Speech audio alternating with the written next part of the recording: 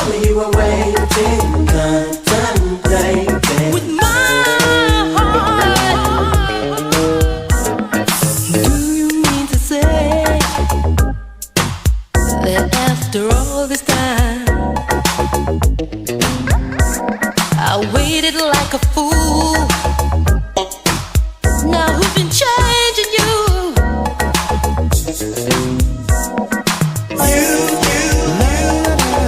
You got me hanging on the same now. I'm not your plaything. You got me hanging on the same now. I ain't no plaything. You got me hanging on the same now.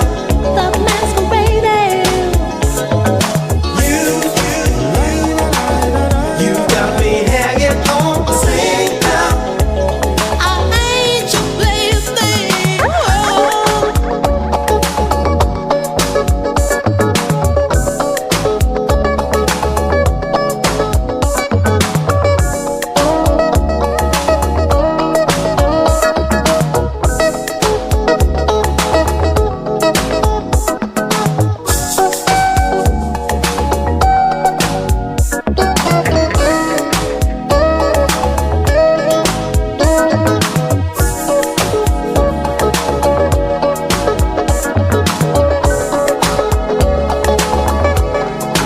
You never told me you were waiting, contemplating.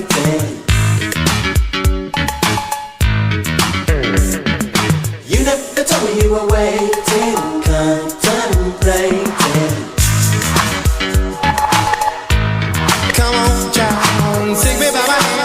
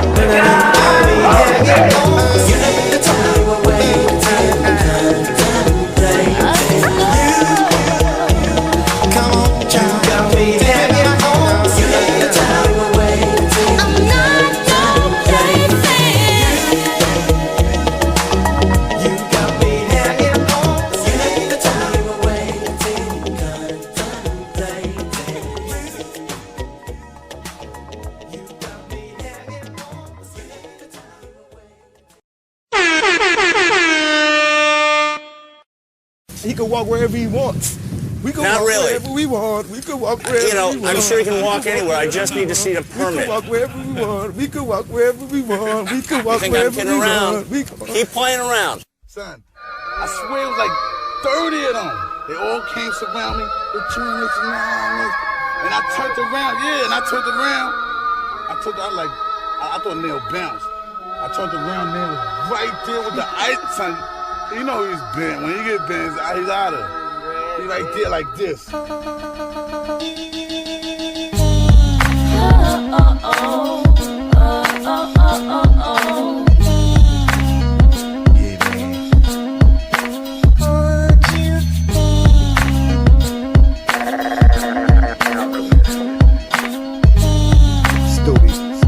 like this, man. Hey yo, when it come to text, I'm similar to a menace, but old dog sniffing cane comes with the damage that I do to a bastard. Keep playing around, won't be nobody strong enough to. Yeah, I leave them in shock. People get sentenced to life and stretched in the box. Most of my friends got murdered, and damn, I feel lost. Wish I was dead when they popped off the. Nobody but me. I got a whole gang of killers, but that's how you gotta think. If you wanna make it alive and all in one piece, it takes much more than them things to. Yeah, yo, Sonny, I'm well connected in the street. We loyal to each other when it come to that beef. We get. Don't worry about a thing, done. I forever leave. Even when shit gets hard, I'm going to make sure that I'm around to hold you. Will never leave the side until the day I die. I'm gonna recognize that this game can be hard. Long as you roll with me, we are here by your side always. So hold me down, baby. Yeah, yo, when the time is worse, never leave my fam in the jam, I'm dying first. Never till my last dollar, I'm grinding first. Never take the stand on my fam, I'm silent first. It's going down, you feel me? The alchemist in the flesh, and I love this profession, but I'll throw it all away in a second, cause I'm for the cause when my life is threatened. Take this and that, maybe that'll take that. Man, you know how he cooks the pot up. You could get caught up in some things you would not want us, so slow. And watch how I mold the sound, so when I ain't around the music still. But I'ma keep my eyes open, yo, I don't even blink. Keep the pen moving down the line, I don't even think. Just write it on the paper, get my vocals in sync. Check how it sounds. Even when shit gets hard, I'm going to make sure that I'm around to hold you. Will never leave the side until the day I die. I'm gonna recognize that this game can be hard. Long as you roll with me, we are here by your side always. So hold me down, baby. To all my people I war for, blow the 444. You know I get, you know it. Even if we trap standing back to back, gal. No doubt. No matter if you're wrong or right, you still right. For you, I lay a man. I don't care if it's the president, I cock my heat, man. For all your chickens in the club, if you hop in my truck, first thing you're gonna go. And when we get to the telly, I'ma bend you over and Hey yo, mall thugs, drops and trucks. We got enough paper to front. You see our guns and ducks. Somebody finna get wigged, homie. I hope your outfitter. I seriously doubt it. My chain costs $250,000. Imagine what I spent gun shopping. Got bullets by the thousands, and shots won't ever stop. They say that we wildin', and I'm far from recluse. We right on Front Street with the fullies and the coops. For the drama and the shooting, then I take bullets and die. Even when shit gets hard, I'm going to make sure that I'm around to hold you. Will never leave the side until the day I die. I'm gonna recognize that this game can be hard. Long as you roll with me, we are here by your side always.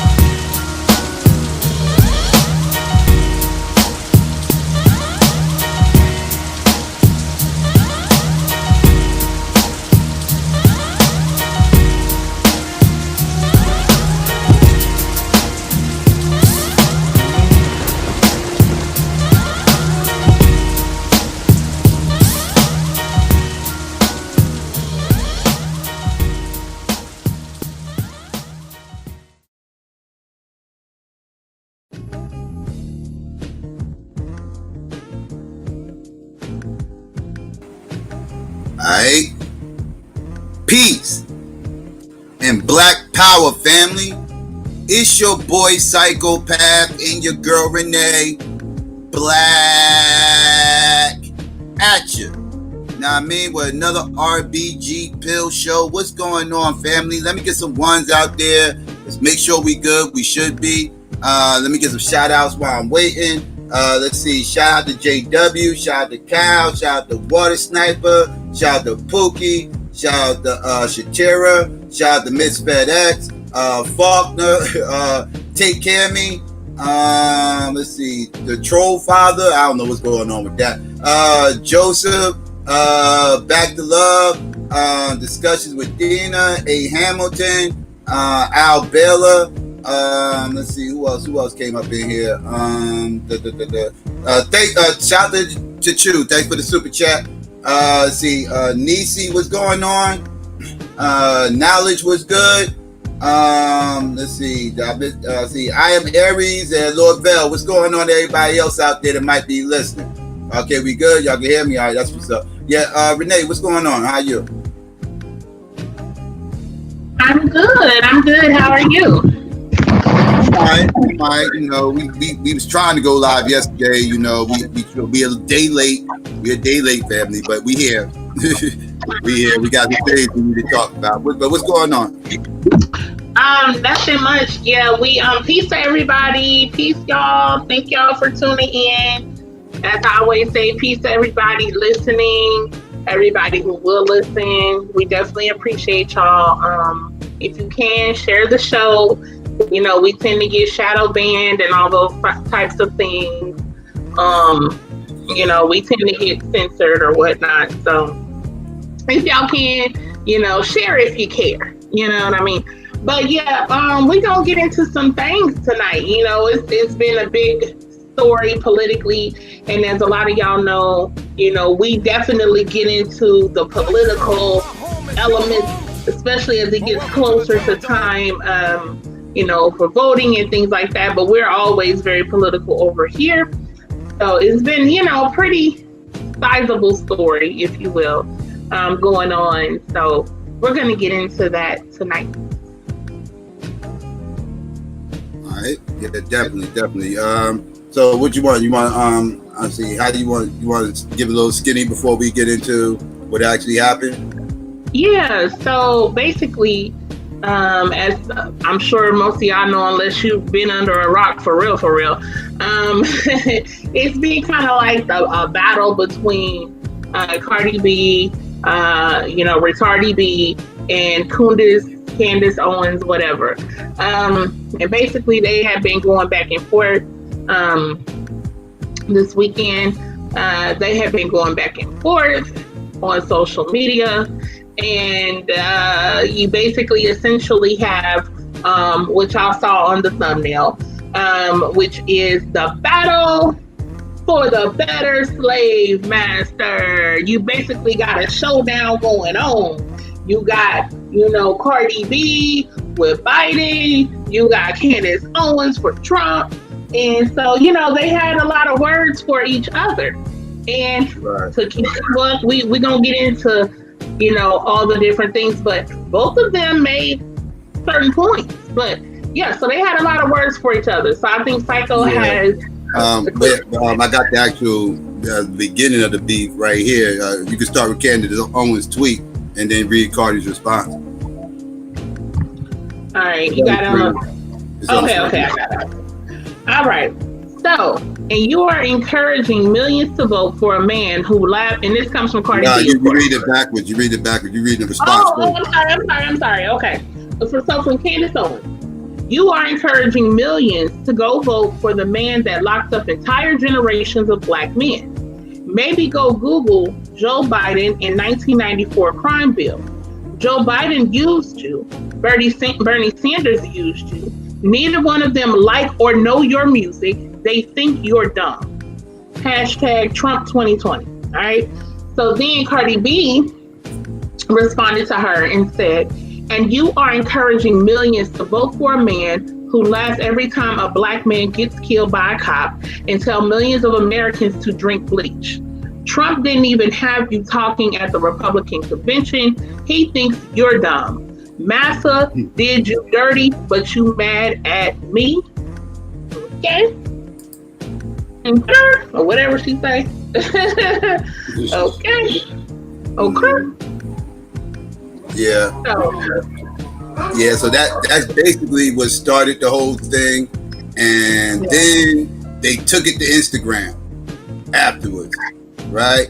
So let's get into these Instagram posts that was that it started off with Cardi B, right? Give me 1 second. All right, let's go. We got be patient, family. We're going to be a second. So let's get into it.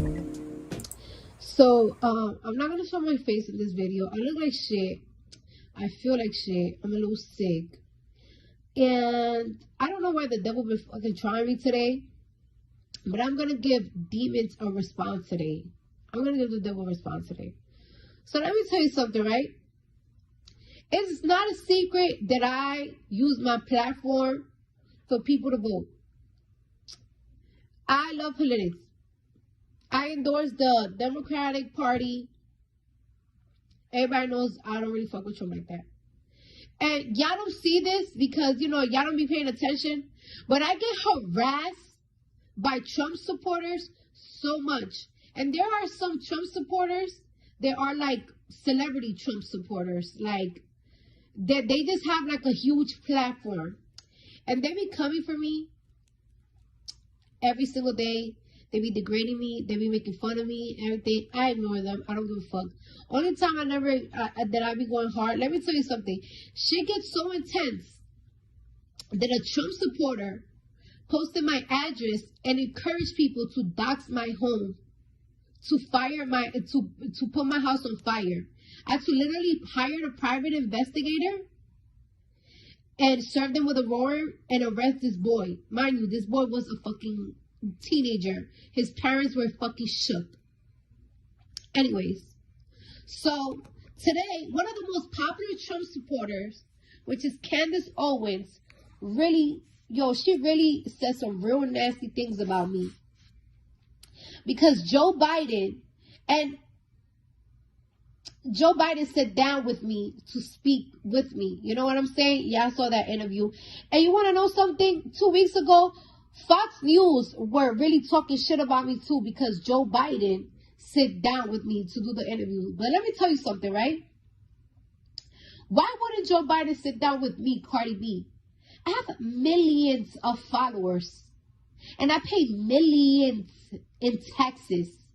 I have the #1 song in this country. I got the #1 song in fucking the United Kingdom. I have the #1 song in Australia. I got the #1 song in New Zealand.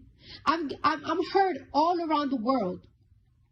So just like I can make people pop their pussy and have a good time and make them feel like a bad bitch, I could also encourage millions of followers to go vote. Now you're saying that Joe Biden is pandering because he's using, like a popular figure like me. All right. But your president, the guy that you fucking love so much, he panders as well too. And ironically, this is the reason why I have to fucking stand up. Because let me tell you something, bitch. I pay so much money in taxes. I'm a good American. I don't bother nobody. My little sister, she's a good American. She don't bother nobody. She barely posts on Instagram. And this girl can't even go to the beach with her girlfriend today in fucking the Hamptons without getting fucking harassed by Trump supporters. My sister was at the beach. Her girlfriend went to the car, and these motherfuckers started fucking talking crazy to my sister's girlfriend. Then my sister's girlfriend went, and you know Hennessy's crazy. They started telling my sister, "Oh, why are you talking Spanish? This and that." When my sister whipped their phone out, they calmed down. Cause they already know what's going on. They're already catching on that niggas is getting recorded. So the same day you harass me is the same day that my sister's getting harassed. A bitch that pay her taxes. A bitch that don't have a fucking criminal record. And you out here wondering why Joe Biden is doing a fucking interview with me. Because you want to know why? Because no matter how much money I make, no matter how hard I work, I can't be a fucking free American. My sister can't even be a fucking free American. You got this fucking Trump supporting family harassing 2 lesbians. The fuck? Yo, I was just watching Univision, right? I was watching Univision, and let me tell you something. Trump has a fucking commercial on Univision talking about Joe Biden has picked a Kamala Harris to be vice president. There were, I guess, 4 candidates that were running to be vice presidents, and they were Hispanic, and Joe Biden didn't pick them. Hispanic made $2.4 billion to the economy. Is Hispanic people not enough for Joe Biden? Why is your president doing that type of commercial and putting that shit on Univision? Why are you pandering? Why is your president fucking race baiting against Hispanic and black people? The people that get killed the most by police, bitch. You want to call me a dumb bitch? You want to call me illiterate and everything? Girl, you're getting pimped out by a white man. You have been this man's cheerleader. You're a beautiful black woman. You talk great, amazing. And you fucking you be out here supporting Trump. And this nigga didn't even have the decency to let you talk in the Republican convention. But you know what he did? He put the general attorney that's in charge of Breonna Taylor case that hasn't said a word, but haven't said a word to his own people. A black man that haven't said a word to his own people about a black woman that got killed in her house sleeping. But this nigga's gonna go a general attorney for motherfucking for one of them like, you know, not them big states like that. And he picked him to talk in the fucking Republican convention. And now you've been sucking this nigga dick for years. My side uses you. You want to call me dumb? I'm not getting pimped out by a white man. And you don't see that. And I don't know what black man broke your heart. I don't know what black woman licked your pussy wrong that you hate your kind so much that you talking about Joe Biden be pandering. Your fucking president can pander because nobody fucks with him. He was fucking crying because football players don't fuck with him. So what are you talking about? I'm gonna keep telling my millions of followers to vote until we get your president out of here. I'm tired of this.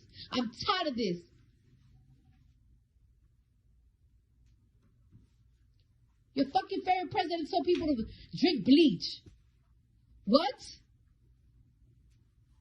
You wanted an answer for me? Candace Owens, you've been coming for me for such a long time. You got the answer today. The only reason why I answer you today is because of the shit that happened with my fucking sister.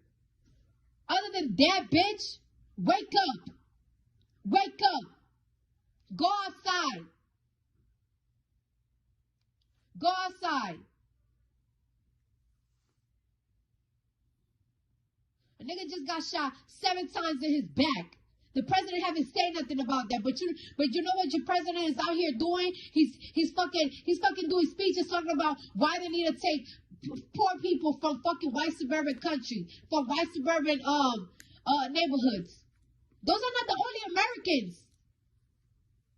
White suburban Americans are not the only Americans in this country.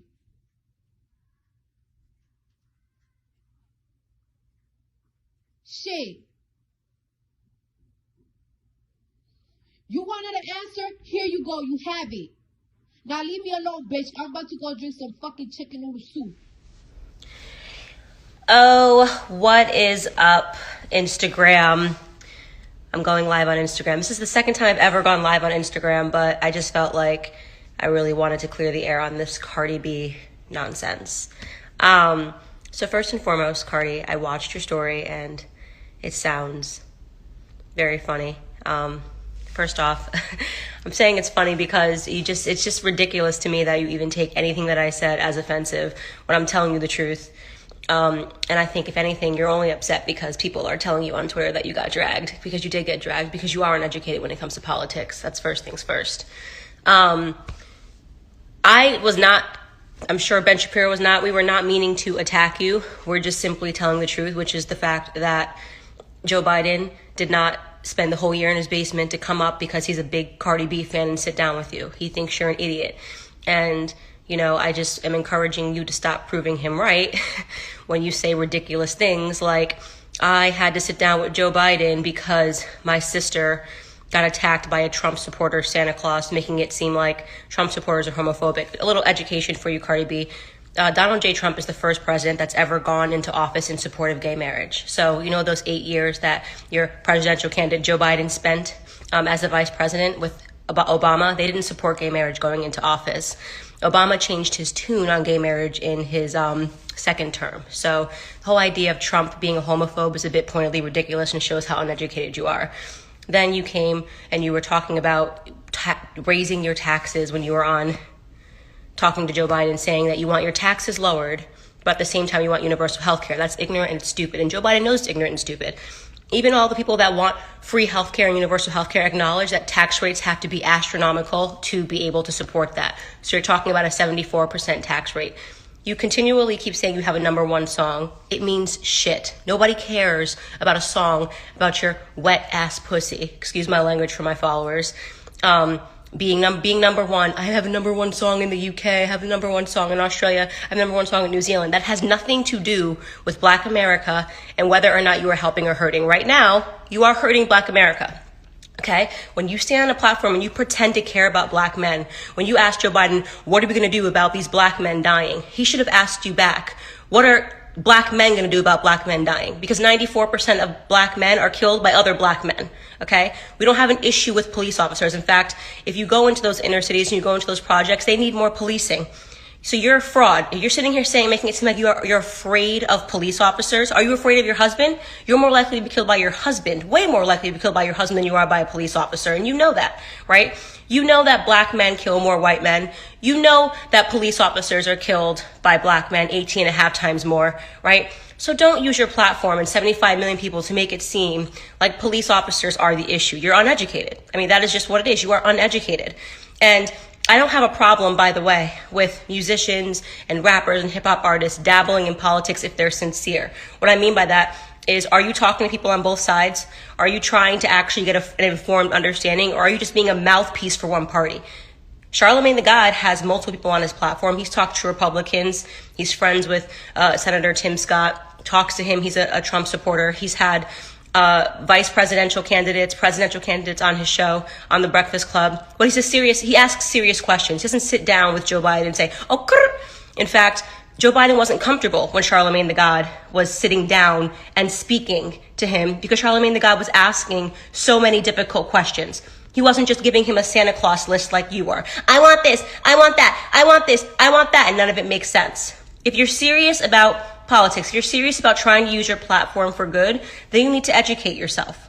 That's literally all anybody is saying to you, is that you need to actually educate yourself and do the work. By the way, I'm not in your zone, you're in mine. Okay, so I get tired of your commenters and your fans saying, oh, she's clout chasing. I'd be clout chasing if I was challenging you to a rap battle. I'm not doing that. You're in my area. You're in politics. You're embarrassed because you realize you know nothing about anything when you're on Twitter. You actually told a lie just now to all of your followers. You said, oh, Trump, you said Trump told people to drink bleach. He never did that. Then you said Trump laughs when Black men get shot by police officers. How do you just put out a lie like that? How do you consider yourself to be a serious person when you just outwardly lied to all of your followers? You know he's never laughed at a Black man dying at police officers' hands. You know that for a fact. You can't pull a clip. Not even CNN, with all of their bullshit and lies, has ever claimed that Donald Trump laughs when Black men die at police officers. But you told that lie in a tweet. Why did you tell that lie? Because you're a fraud. So I'm calling you out on being a political fraud. You pretend you want to help. You don't. You don't. You don't know why you're a Democrat. You have no idea why you hate Republicans. You have no idea why you're on the side of the party that enslaved Black people, that segregated Black people, and standing behind a man that supported segregation. Joe Biden supported segregation. He said it's what Black people wanted. So let's just recap all of that. You're concerned about homophobia. For the 8 years that Joe Biden was in office, him and Obama didn't support gay marriage until the second term, but not when he was running for the second term. They didn't support gay marriage going into that office. You claim that you're concerned about racism and dying black men, yet you want to defund police officers. That makes entirely no sense.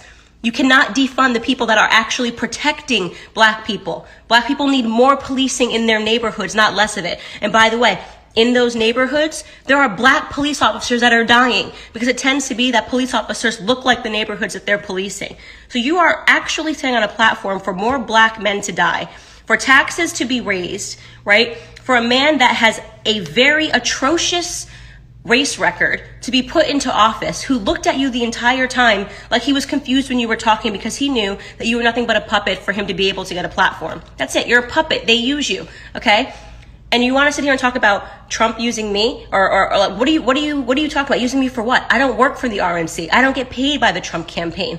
I say what I believe. You don't know what to do when you're looking at a black woman that's free. That's what your problem is. I am telling you who I support, and I'm educated. And I'm challenging you to become educated. I'm challenging you to sit down with black conservatives, okay, and have a meaningful conversation and a dialogue about what you actually want, and to actually try to understand the economics behind what you want, and to try to understand why it is you're actually supporting a man that does not care about black lives and never has, and has been in office for decades and hasn't changed anything, and you're blaming Trump? It makes no sense. You hate Trump because they told you to hate Trump. You gave me no valid reasons for hating Trump. Not a single one, not even one valid reason for why you hate Trump. You just think you're supposed to because you're a puppet. That's what happens when you get big. Look, Cardi, I enjoyed you a lot on Love and Hip Hop. I thought you were hilarious. Second I first saw you on TV, I said to my cousin, she's going to be a star. She has that it factor. She's very funny, you know, she's confident, and she says ridiculous things. I think you belong on TV. I don't believe you belong in the realm of politics unless you're willing to get serious about it. In conclusion, tonight I was just signing books, and I'm going to send you one because you need one. You need to learn. You need to black out. You need to Blexit. You need to learn about the real history of the Democrat Party. See that subtitle? How Black America can make its second escape from a Democrat plantation. You want to know why it says second, Cardi, and not first? Because we were enslaved by Democrats, not Republicans. Okay?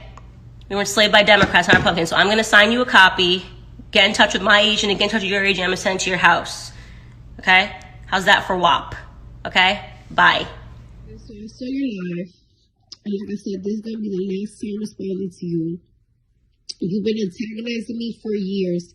And you claim that you antagonize me because I stick my nose in politics. Because a woman like me that pays taxes, that live in a country that continuously see injustice, have a fucking voice. That bothers you so much. Everybody can have a fucking voice. Are you gonna come at a teenager that has a voice too?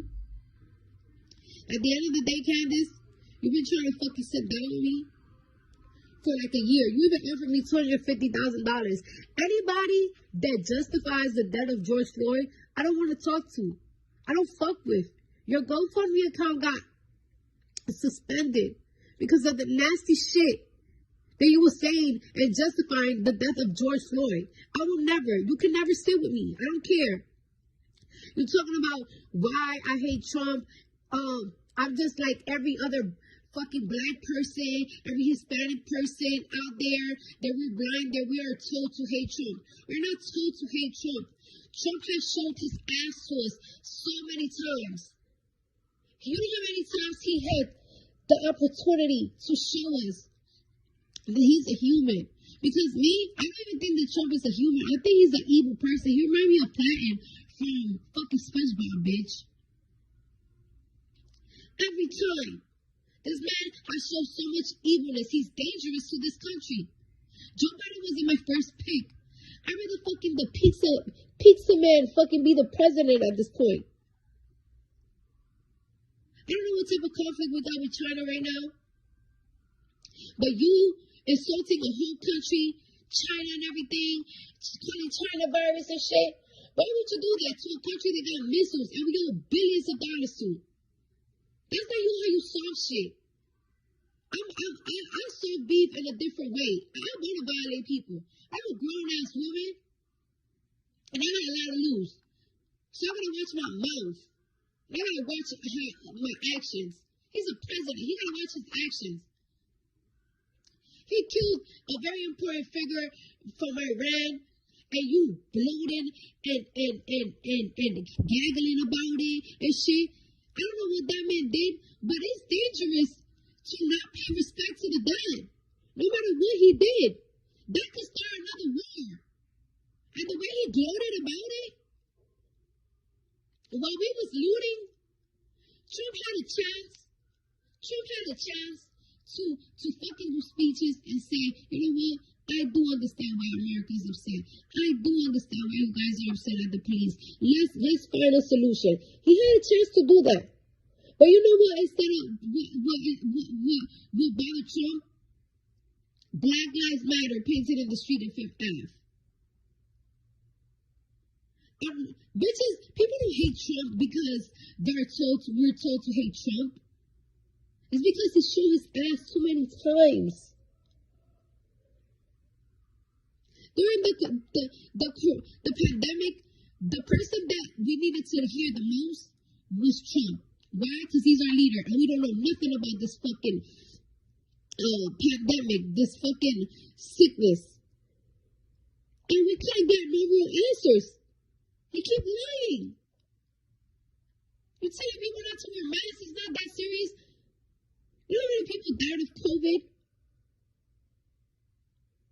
My best friend's mother died because of that shit. And what are you talking about? I don't give a fuck why I don't care why you want to fucking lick Trump's dick from the back. At the end of the day, I'm just endorsing Joe Biden. I'm endorsing anybody that could fucking take Trump out of office. I don't give a fuck why you love Trump. I don't care. I don't want to know why you want to ride his dick. I don't care why you want him to eat your pussy. I don't care why. I don't care why. I'm telling you what, I don't like Trump, and it is what it is. And you can't change my mind, and you can call me dumb for having an opinion. The fuck? Wake up. I will never have a conversation with you.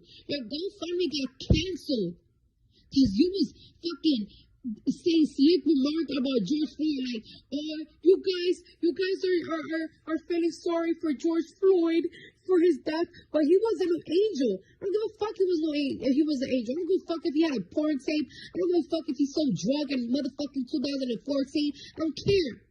That day, he was an innocent man that got killed for no reason. That was begging for his mother's life. I prayed for his mother.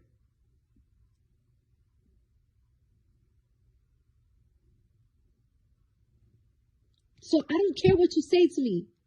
I don't care. I don't want to go back and forth with you. Bitch, I got kids. I got a kid. And I got a husband. That I got to fuck. And I got a cold. And I got so much businesses to do. So much. Have your fun. I know these Trump supporters are making you feel like you're the queen of the fucking Make America Great Again. They probably making you feel like you're Melania Trump. I hope you're happy. I hope you had a great day. I hope this make you great. I hope you got some new followers. Never again, bitch. Because at the end of the day, just the shit that you said about George Floyd, I cannot have a conversation with you. I will literally fucking stick a Louboutin on your neck. And I can't do that. I can't do that because, you know, I have a lot to lose now. So I just rather just avoid people like you. Thank you. Get out of you! Back the fuck out my face, nigga! Because I'll beat the fuck out of you! Move your vehicle out of here. Move the fuck out of my face! Okay. Don't ever come to a female pressing her while I'm not here! Come near you. I don't give a fuck! Right. Stop the fuck out my car! Stop the fuck out my car, because I pay my fucking taxes, nigga! Back the fuck up! Get the fuck out my face! You ain't my vehicle! Shut the fuck out! Shut the fuck up, Karen! Shut up! Suck my dick! Alright. Thank you! Very nice. Bitch, I got a strap! Right. Yes, I got a dildo shoving up your ass! And your husband's ass! Suck my dick, bitch! Get the fuck out of here, Karen! I hope you know that you will be online and your husband. And, yep. And guess what?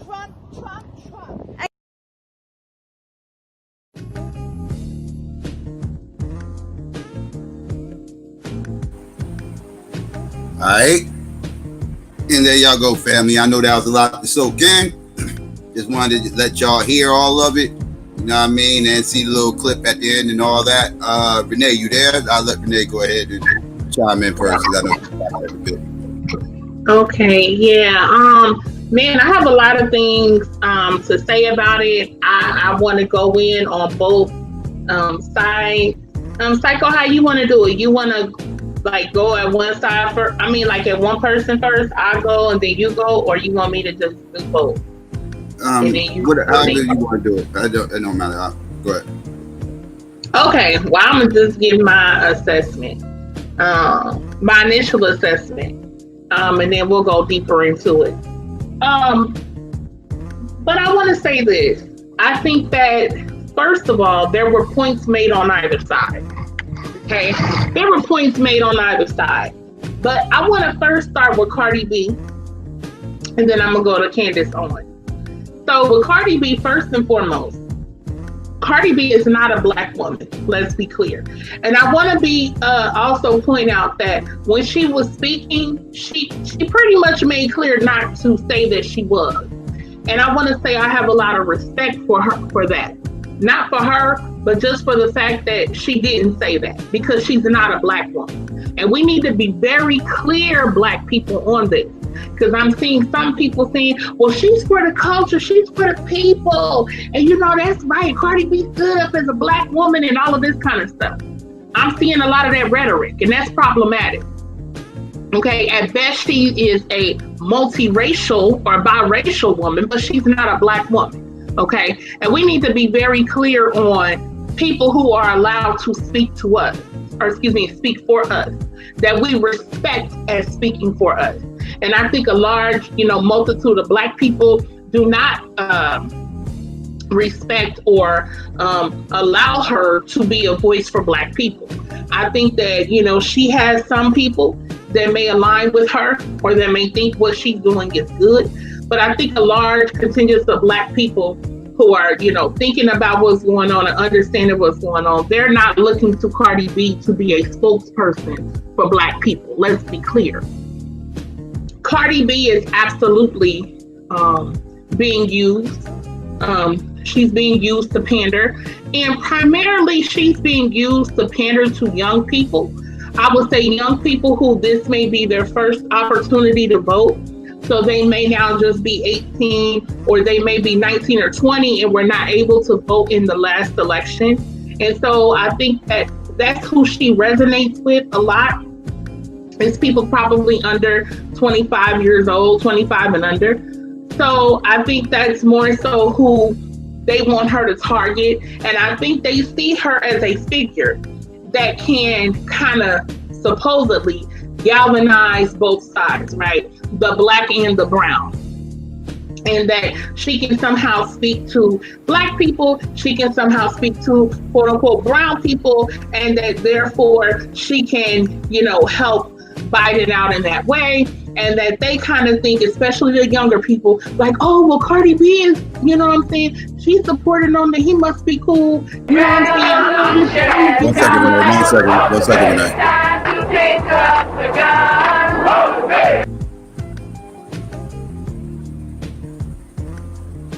Thanks for the super chat, Joseph. I appreciate that. All right, my bad. Go ahead, Renee. All right, yeah, thank you, Joseph. They're kind of using her to be that middleman, that middle woman, to try to speak to both quote unquote minority communities in this country that have historically mainly been Democratic. Okay, so that's her purpose, and she admitted, she honestly didn't deny that she's being used to pander. So she really kind of copped to it. In that interview she did, or whatever that was supposed to be with Biden, that was horrible. It was horrible. And it was like, who is supposed to take this serious? I think even black people who are Democrat, and let me be clear for those who don't know, I don't support either party, period.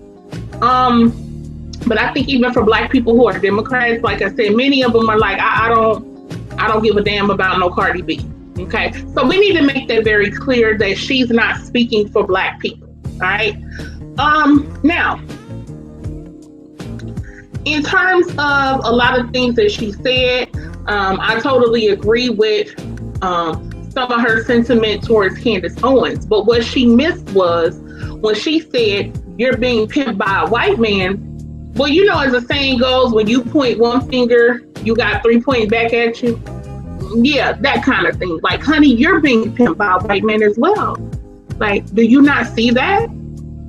So when you say that about her, yes, you're accurate, but you need to also understand that's what you're doing. So that's where you get into that conversation of, you know, battling for who is the better slave master, because essentially, you know, that's what it boils down to.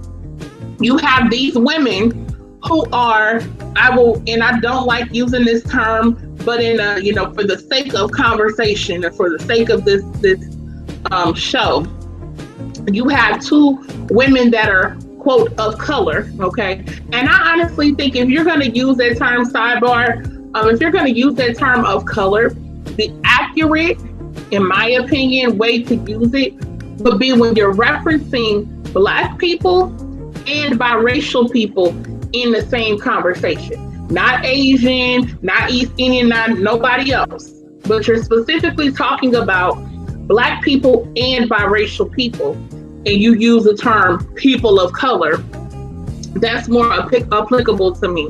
But so you basically have two women of color, if you will, who are being used as bulldogs. Okay, they're being used as bulldogs, as guard dogs, as you know, bed wenches, if you will. They're being used as mammies, if you will, to speak for these white men and to go at each other and to battle each other publicly and to do all of this kind of mess. And you would not see this typically with white women. You would not see white women doing this kind of thing and then getting to this type of level on social media. But again, these people love to use Black people or people of color, even, if you will, and use them to do their bidding for them. Now, with Cardi B, I think that she's able to have a voice because she's a voter like anybody else is, right? Or she's a quote unquote American or whatever. So she's able to have a voice. But honey, you know, you definitely need, in my opinion, much more of a political education if you consider yourself to be out here speaking in this kind of way and being able to represent people. And I do want to say that a lot of people have been clowning her because of her articulation, because of her accent, because of her broken, whatever you want to call it, how she speaks. Listen, I just want to say on that, I will give her a little bit more props for that. Because one of the problems that happens is with Black people or even, quote, people of color, there is an expectation, right, that you have to be so proper. You have to be what's acceptable supposedly to white people, even though they don't speak proper English, right? You're supposed to be so articulate and so well spoken. Like I remember Chris Rock had that joke. He's so well spoken. You know what I mean? Like, that's an expectation for you to be able to speak about politics or even be able to speak about anything. So I give actually more credence to her for speaking how she does. Because here's the thing, however she speaks, everybody still knew what she said. Candace Owens clearly could understand what she said because Candace Owens made sure to respond to it. And she responded to the points that Cardi B was making. So she understood what she said. So if you can understand it, people can understand it, then what's the problem? Nobody has to sit there and try to be like Candace Owens and be super articulate and that's supposed to mean something. See, that's a problem, right? And that's what Dr. Amos Wilson talked about, putting a Black face to white power, right?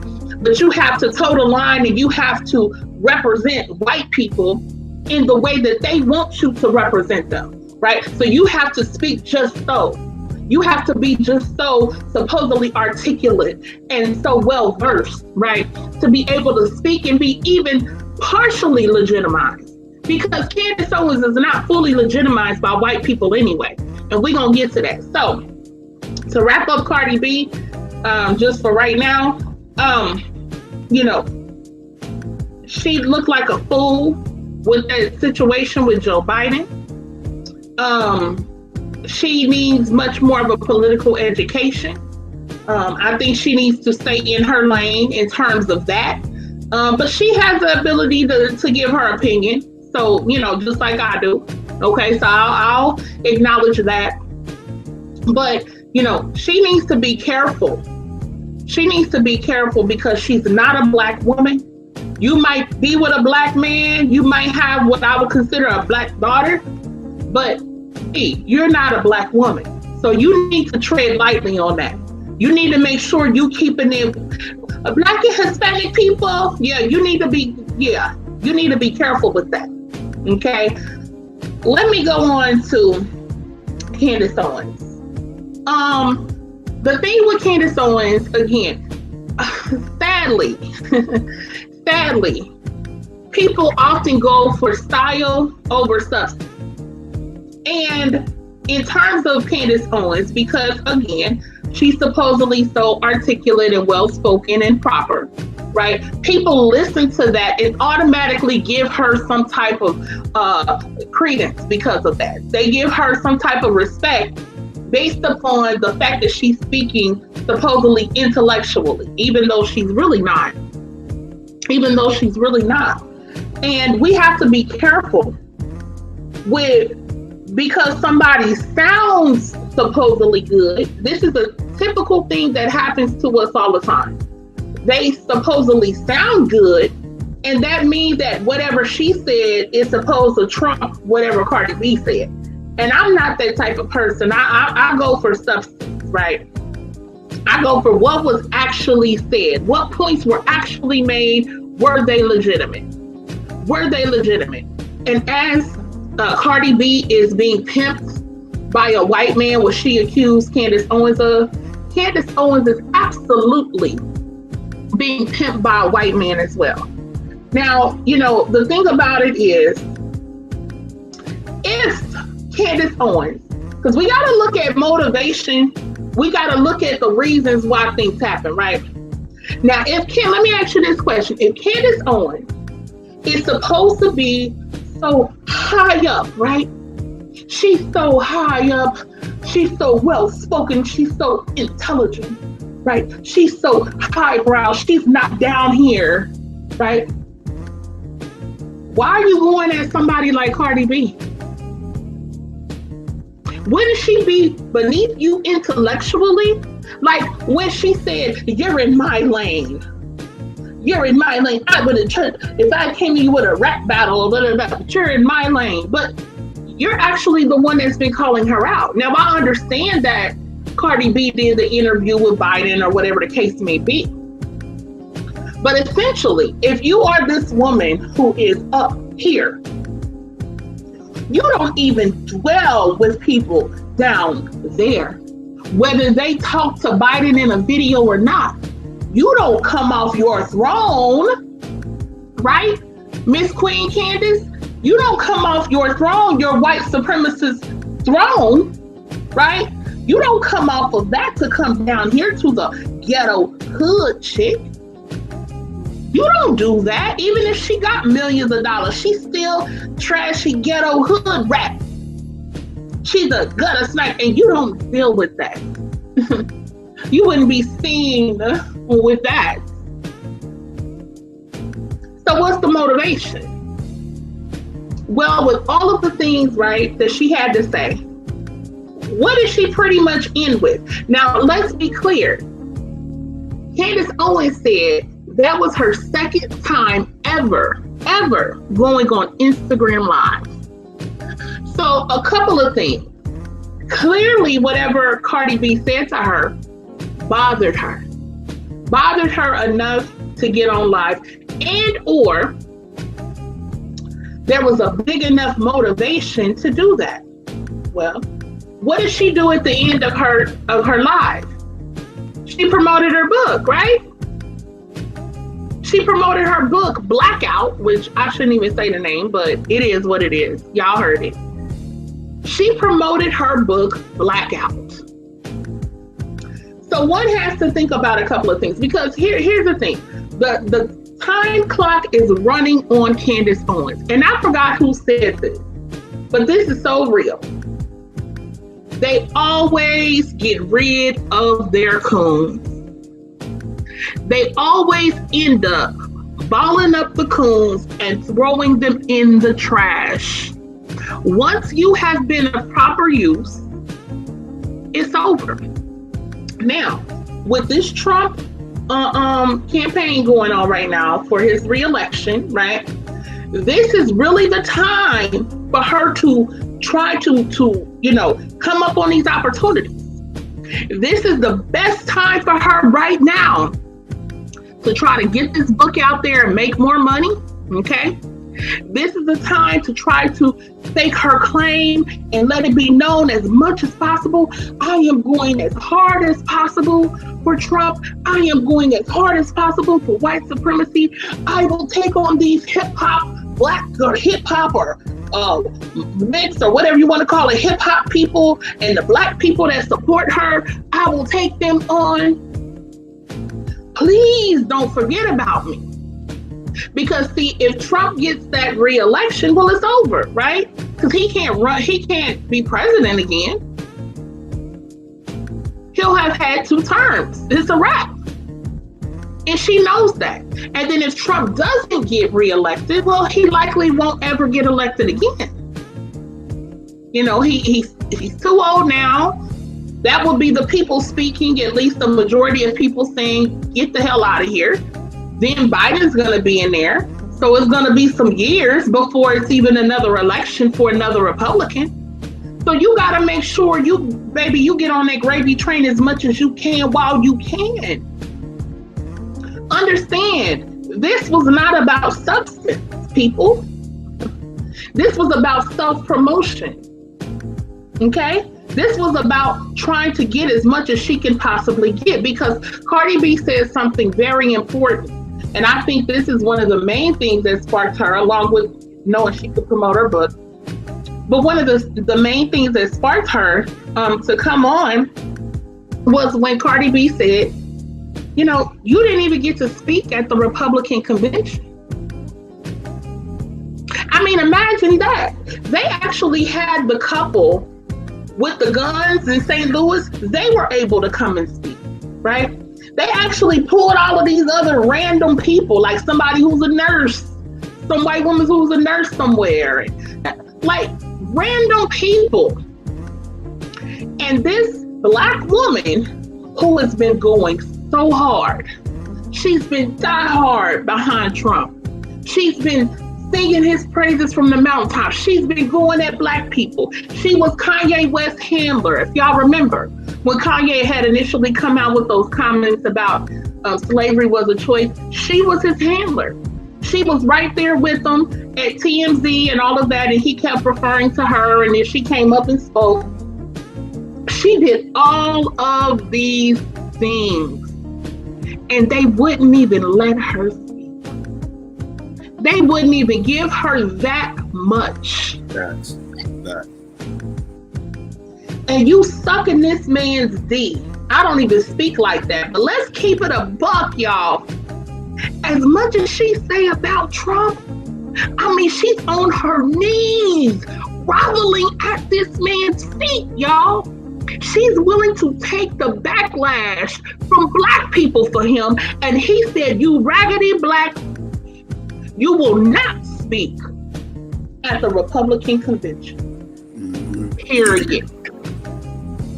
So imagine her being upset at that. She had it, baby. She jumped on that Instagram live. She said, oh, really? She was pissed. And this is what's funny to me. And I'm going to say a couple things. I'm going to throw it to Psycho because we're going to go deeper into this.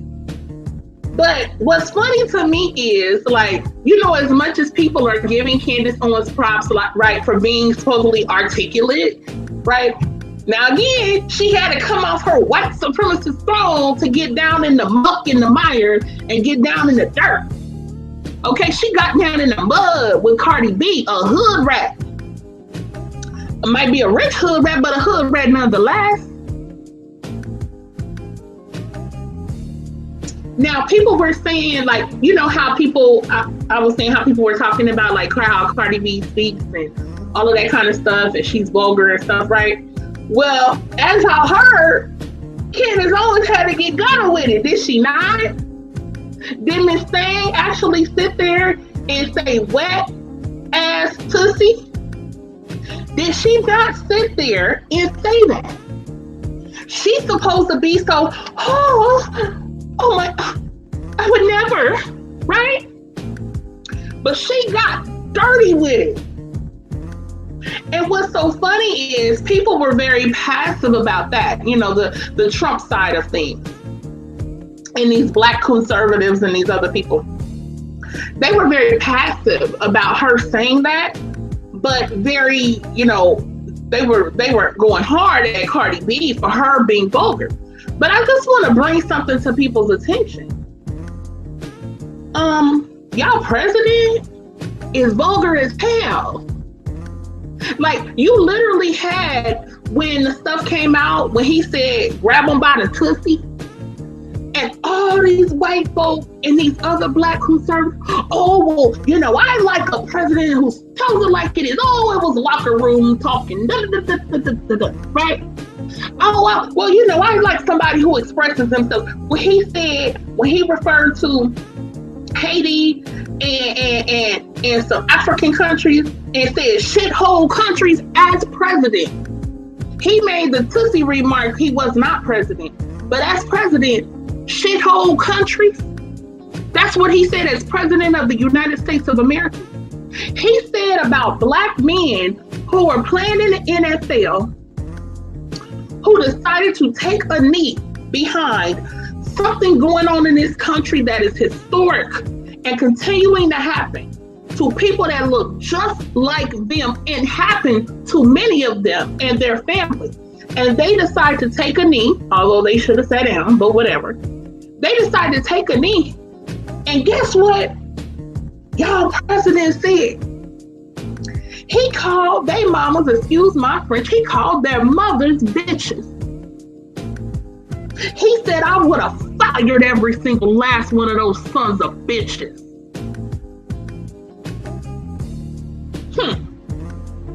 So let me get this straight. So y'all justify and make excuses for a president, holding political office, right? Supposed to be concerned about the people of the country, deals with other countries, right? Y'all will justify his vulgarity, right? Y'all will say he's telling it like it is. But then y'all will condemn a rapper. Imagine that. Y'all will condemn a rapper, right? But y'all president, it's all good. He can talk however he wants to. He tells it like it is. He's a real person. But the rapper, oh, she's so vulgar. Oh my God. Like y'all ain't never heard the P word before when your own damn president done said it. He said that's what he do. He said he go up on them and he grab them by the P. That's what he said. I ain't putting words in his mouth. It's on video footage. He said that. So it ain't like y'all ain't never heard Tootsie before. You heard Tootsie before. Don't play. Don't now all of a sudden, oh my word, my ears. The vulgarity of it all. Don't play now. Let's not play. It's several other points I do want to get into that she said, but I'm gonna be going for a minute. So I just want to point out. Okay, I'm gonna be going for a minute. I'm gonna let Psycho go, and then I'm gonna come back to some other things I want to address. Yeah.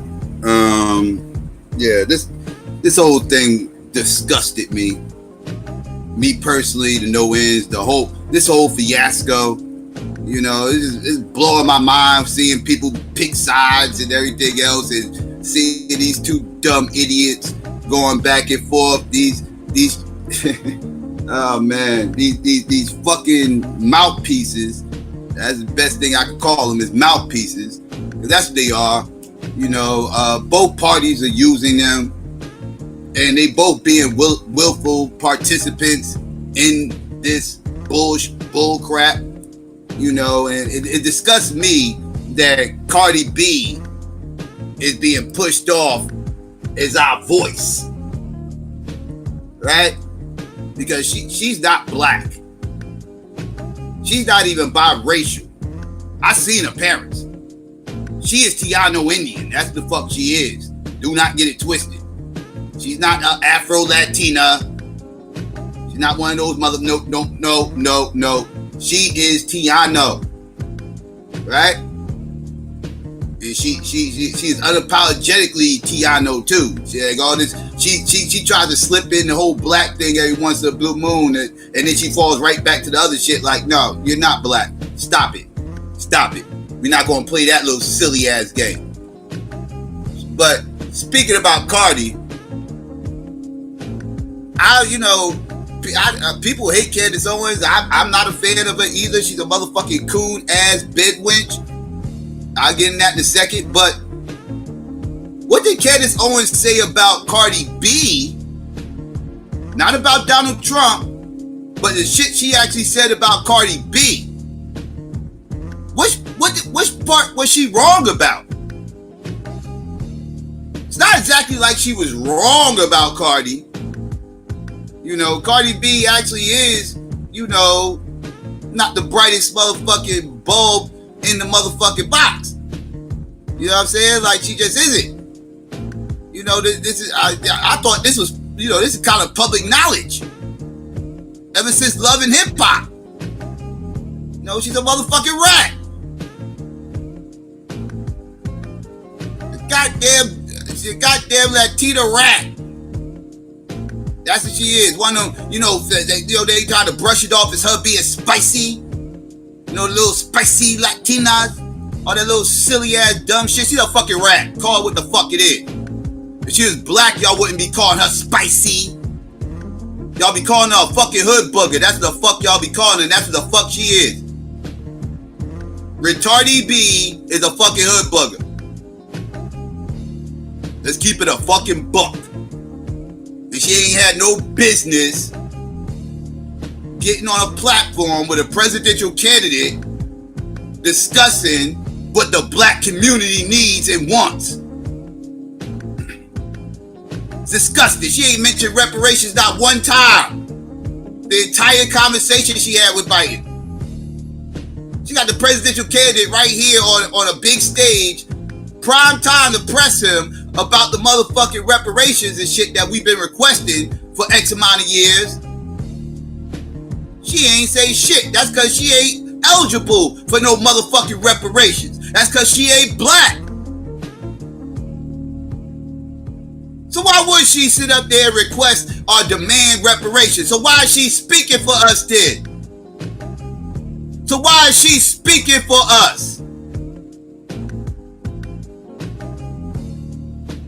Biden should have been talking to somebody else besides her Retardi B ass.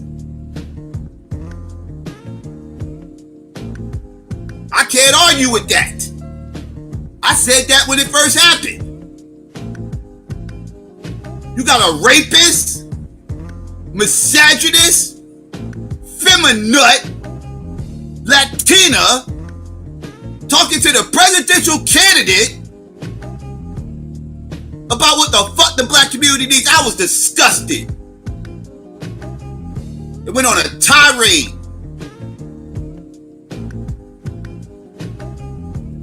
So I can't argue with Candace Owens' points about Cardi B and how Cardi B is being used by the Democratic Party to garnish votes because she got a huge following in the black community.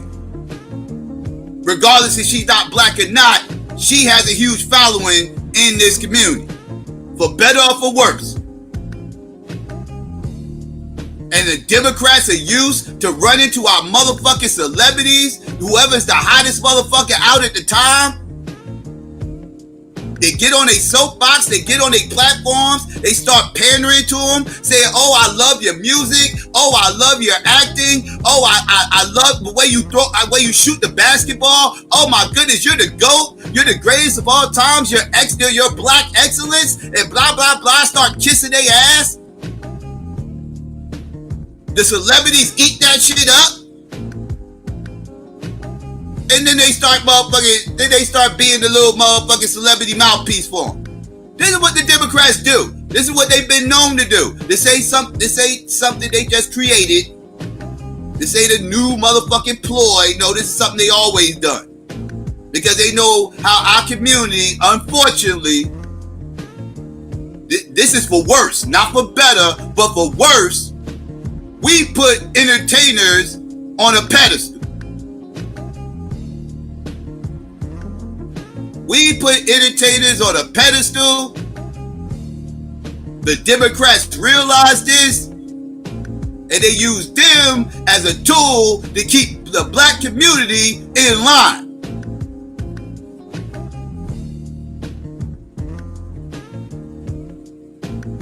That's how you get a Retardi B with an interview with a Democratic presidential candidate.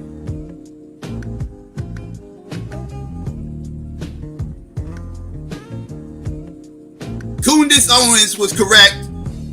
Joe Biden thinks she's dumb. He don't like her music.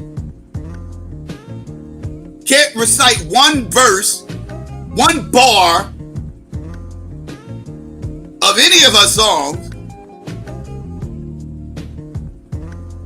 Hasn't watched one episode of Love and Hip Hop.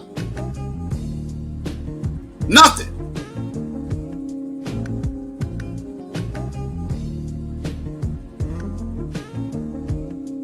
It's a joke. So Koondace was correct about her, without question. Wait, now that I think about it, she wasn't all the way correct about Retardi B.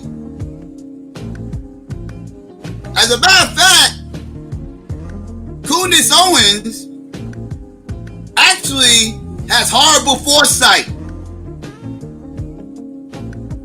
Right? Negro dominance, she is not. Because Candace Owens, about 2.5 years ago, was just on Twitter kissing Retardi B's ass. And clearly stated, you guys want my other predictions for the Black Revolution of free thought? Air quotations, because when black conservatives talk that free thought shit, that means they done jumped the Democratic plantation and jumped over to the conservative plantation. Right? That's what free thought means. You know, it's coded language. Right? But her predictions for the Black Revolution for free thought was one, Denzel Washington. She ain't even elaborate on that, but she had Denzel Washington number one. But number two, and she added her, Cardi B. Been watching her since Love and Hip Hop. She doesn't pay attention to politics, but if she did, she would be a Kanye mindset. She believes in freedom. This was 2.5 years ago.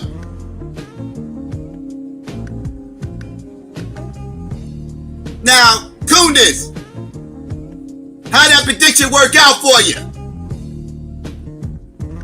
How did that prediction work out for you, Koondace? Because according to Cardi B's own words, she You said she wasn't into politics. Retardi B said she loves politics. Verbatim. Retardi B was quoted saying she loves politics. She was trying to say politics, but you get it. You know, you gotta understand Retardi B talk. But she said she loves politics. You know what I'm saying? And not only does she love politics, she obviously is still on that Democratic plantation. She does not have the Kanye West syndrome like you predicted. A free thought. I'm just saying. Your foresight is horrible. Koondace. You need to step that up. Because 2.5 years later, you go from this tweet to leaving that tweet. Since most black people didn't have a spine to admit that Ben Sharpio was 100% correct about Retardi B and how her music and platform contributes to the denigration of black culture and values, well, here you go. And then she presented a video. I ain't gonna play it, but you know, hashtag WAP, hashtag Sunday special. I guess that was a Sunday special coon show that she normally don't do on Sundays. You know, I'm just saying. Koondace, like, you got any other predictions that you want to fail at? You silly ass motherfucking coon ass fucking bedwitch. Let's get on that real quick too. Let's get on Candace Owens and her bedwitchery. I would like to ask these black men conservatives in the mainsphere, how in the fuck can you motherfuckers, you air quotation, red pill, you know, BFF haters, how can you motherfuckers, you motherfuckers who can't stand the pink pill women, y'all will go in on these pink pill women, y'all will roast the shit out of them, but for some strange reason, y'all will give this bedwitch with her white husband, her white conservative husband, y'all will give this bedwitch a fucking pass. And y'all will cheerlead this bedwitch. Explain, Sway. How, Sway? I thought y'all had all the answers, Sway. Explain to me how this bedwitch gets a fucking pass. Y'all will beg on every black woman on the planet, this bedwitch who shits on black men, who has never said one good word about a black man in her fucking life. Show me if I'm lying. If I'm lying, show me the positive words she ever said about any black man. Pookie, Ray Ray, you lames, any of you.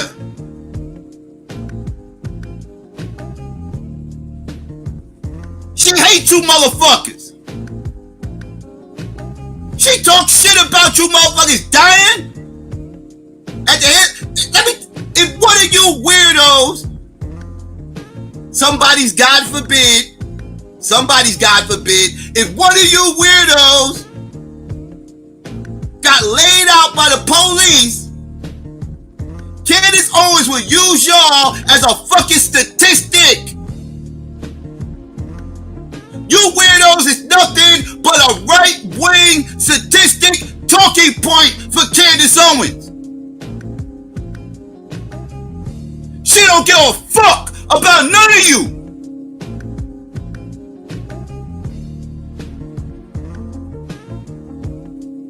But y'all motherfuckers will give her a pass, start cheerleading her. And shit on the black women that actually would have your back in that situation. That would fight for you and make sure you and your family got justice. Y'all shit on them. That's what y'all do.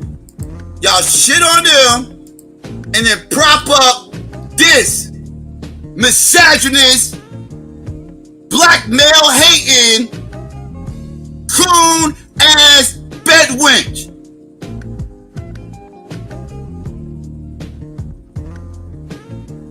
That's what you motherfuckers would do.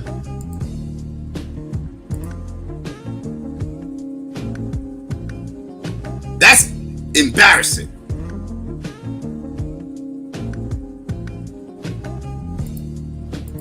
But Koondace was clout chasing, like Renee said. Let's not get it twisted. I done showed y'all multiple tweets over the last 2 to 3 years of her atting Retardi B all on social media, trying to beg for her fucking attention. And Retardi B finally gave her motherfucking coon ass some motherfucking attention.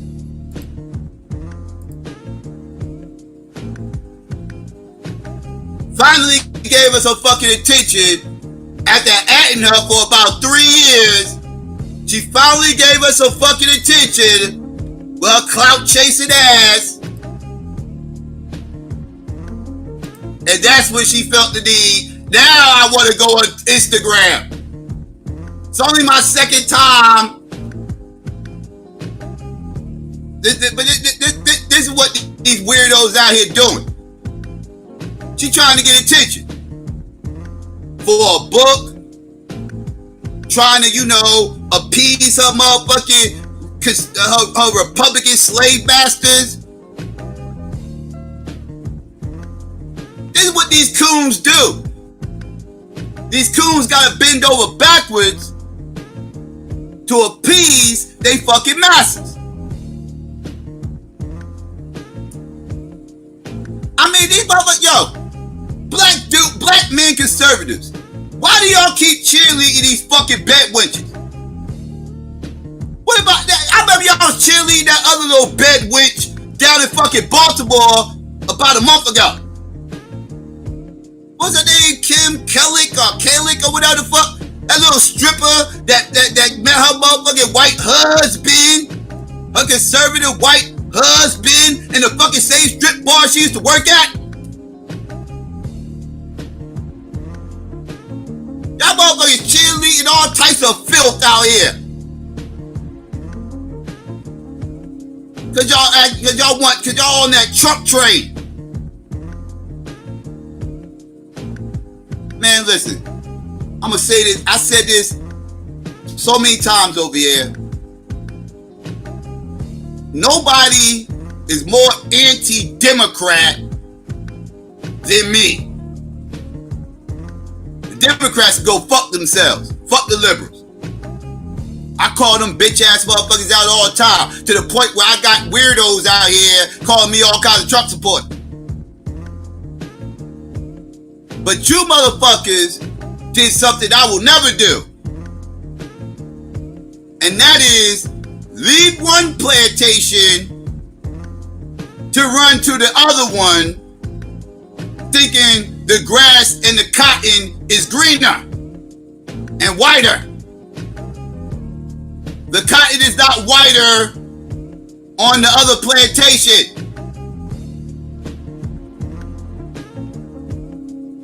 All right? The cotton is the same motherfucking color on both plantations. Stop thinking it's whiter over there. You cave-loving Negroes.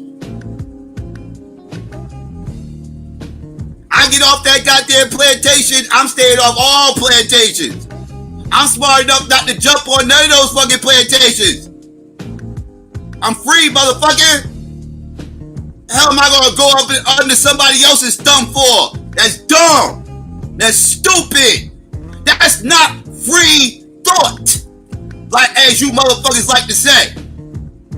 Free thought is not aligning yourself with none of these parties. That is free, independent thought. True free thought.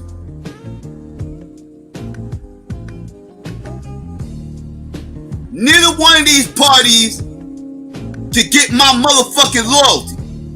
Neither one of these shitbags can get my fucking support.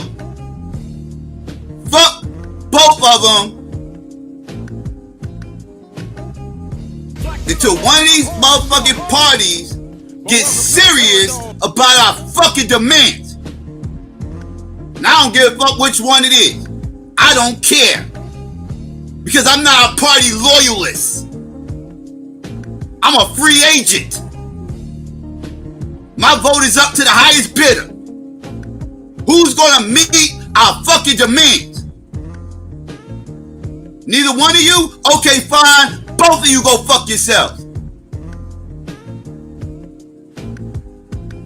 My vote is currency. The biggest resource I fucking have is my motherfucking vote. The biggest currency I fucking have is my motherfucking vote.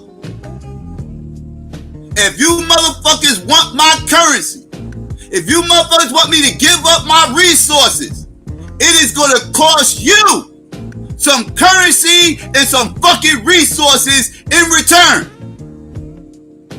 I am not one of you slave-minded Negroes.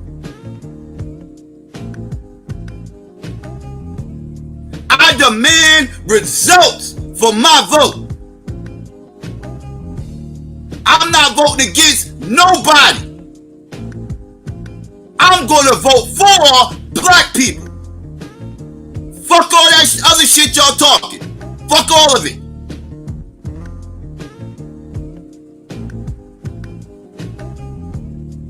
And that's how I feel about these two stupid, ignorant birds and they dumbass political catfight. And there you go. I'm gonna go ahead and pass the mic back to Renee. Here you go, Renee. Yeah, I totally agree. I totally agree 100%. And the thing about it is, I had told Psycho the other day, I was talking about like what he was saying about the conservative black men or whatever.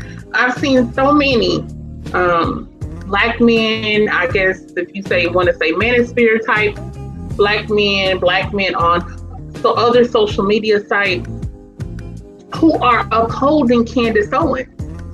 And I'm so confused. I'm so confused by that because she's actually the epitome of what so many of them talk about with black women. Case in point. And I'll get to this. I'm going to tell you a little bit more about it. But Candace Owens was a feminist. Candace Owens spoke out about, she was speaking out about whatever attack she was under from men and different things? Don't they always talk against that for whatever reason? Candace Owens, I have never heard her say anything positive about a black man, unless she was talking about Kanye West or some other coon. I've never heard her say one positive thing about a black man and about black people in general, ever. If people can find it, please let me know. When does she ever speak positively about black men? Not to mention, she did not choose a black man. Now, why didn't she choose an educated lane? You mean to tell me that Candace Owens wasn't around any educated lanes? That she wasn't around any black men who are conservative or who are educated, who aren't a Pookie and Ray Ray, who aren't hood? And she didn't choose them.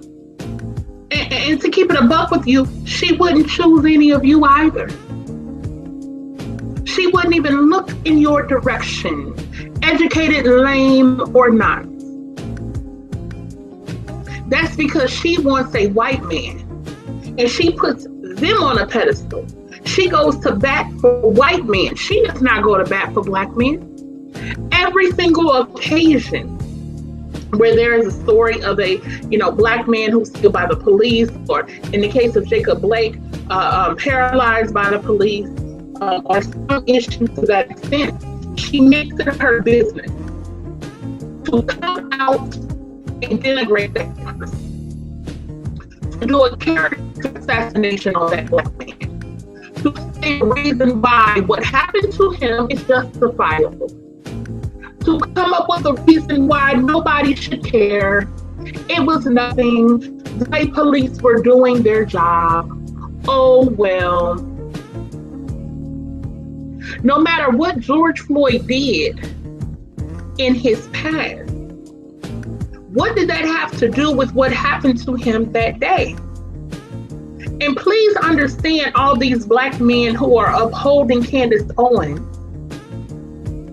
like Psycho said, if it happened to you, she would say the same thing about you. Just because you think you're an educated lame, or you're not a Pookie Ray Ray, or you on YouTube or other social media sites and talk down on black people and say how you support Trump and bash black women, that will somehow mean if something happened to you, that Candace Owens and all of these other conservatives and these Republicans would be around your death and what happened to you, that they would care. No. She would sit there and make an excuse for what happened to you as a black man, just like what happened to George Floyd or anybody else. So how do you find this as a woman to honor and to respect? A woman who is motivated by honoring white men, a woman who is motivated by money, a woman who is self-hating. And let's also be clear, I've heard many of these types of guys talk about black women being outspoken, talking all the time, and this and that, shut up, and Candace Owens is running her mouth nonstop. When is she not talking? When is she not being opinionated? When? Isn't there something y'all dislike about black women? Just because she may not be using every curse word in the book to do it, she's still doing it. She's still constantly speaking out.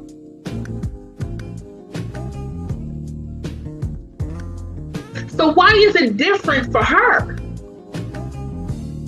Why is she seen, I guess, as high value, right? What is the difference? Well, I'll tell you what's different. It's because supposedly, at least on the surface, right, she gets the respect of white men. Of white men whose respect that they value.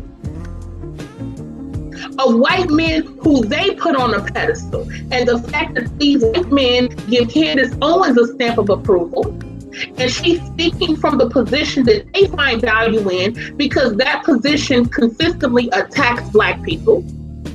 That position consistently finds nothing positive or good ever to say about Black people.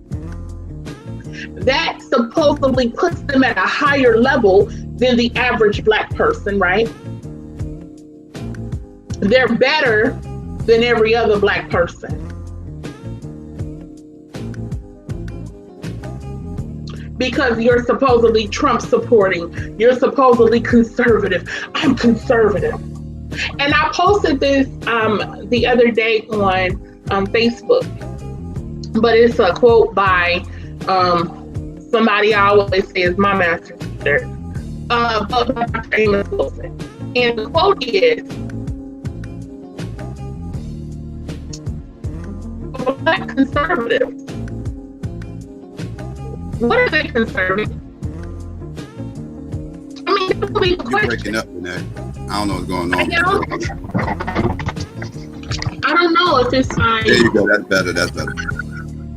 Oh, okay. All right. I don't know. Maybe it's the feed. But yeah. So the question would be, if y'all didn't hear what I said, which I said was from Dr. Amos Wilson, for Black conservatives, what are you conserving? That's the question. What are you conserving, right? You're a conservative. So what is it that you're trying to conserve? And the answer to that question is the very same thing that the white conservatives are doing. They are trying to conserve white supremacy, okay? And that's exactly what Black conservatives are also doing. So when you see people like Candace Owens and you see a lot of these other Black conservatives out here, that is what they are attempting to uphold, because they see more value in that than what they deem in Blackness. Not even in terms of the Democrats, because I don't support them either. But in terms of Black people in general, right, they feel like they're doing something different than what most Black people do, which makes them better, which makes them more high value. So therefore, somebody like Candace Owens, who's recognized and accepted by these high up white people, well, whatever she says is right. Just like Psycho was saying, the other chick who was a former stripper, whose husband was the owner of the strip club. Now, in any other situation, had that Black woman just being an average out here Black woman, and she was speaking some things that they didn't like, they would trash her. They would call her a hoe. They would call her a hood rat. They would call her a bed wench. They were, oh, you got with the white man that was pimping you out. But in the Kim Klacik situation, oh, she's a high value woman. Now, I want to address a couple of things that Candace Owens was saying, because I think it's important. And we got to get to the point where, like I said, we address substance over style, because most people go for style over substance. Okay? So we can't just say, this woman sounds articulate. She seems to be speaking well. Whatever she said is right and exact. Whatever she said is correct. No. You have to listen. You have to analyze everything. And just as we know that Retardi B she should not be in any position speaking for Black people politically at all, period. Neither should Candace Owens. So I want to address a couple of things that she said. Now, she was saying that we need more policing. That's a problem for me. Because as our great ancestor, Brother Malcolm X said, why is it, and I don't want to screw up the quote completely, but he basically said, why is it that the place with the most police also has the most crime? unless the police are in on it. So this idea that more policing helps the Black community, well, you already have police in the Black community. They're everywhere. They don't even, they can't even address all of the issues going on in the damn cul-de-sac, in the damn suburbs, because everything is so focused upon Black people. We are consistently profiled. We are consistently harassed. Excuse me. We are consistently targeted. There's always police around. So how is it then that there can be so many police and yet still so much crime? Unless, again, like Brother Malcolm said, the police are in on it. Police are not protecting Black people. That's something else she said. Police are protecting Black people. Where?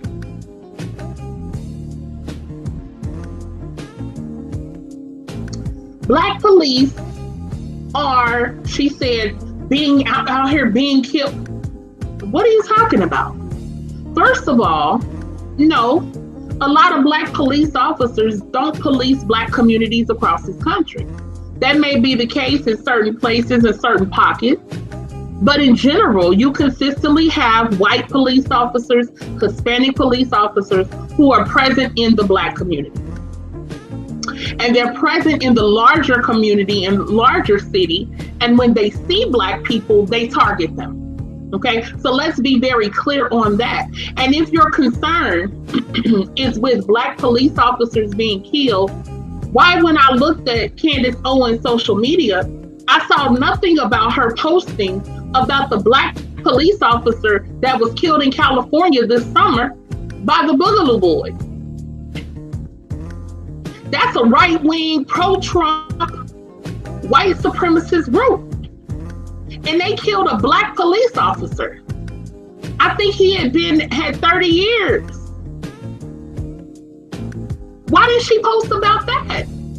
Why didn't you put that up? Not to mention they also had killed a white police officer in Las Vegas. If you're concerned about police, you didn't put those stories up. But what you did have on your social media was like a few second video of when everything kind of first broke out in Minnesota with after George Floyd. And there was like a video, I think it was at a Target, and it was some Black people out there. But let's be clear, it was white people out there too. And look at them looting. So your concern, right, is not the death of a Black man. Your concern is on some damn products at Target where there's insurance can be repurchased or put in the store. You have more concern for that than the loss of life of a Black man that had children who's never coming back.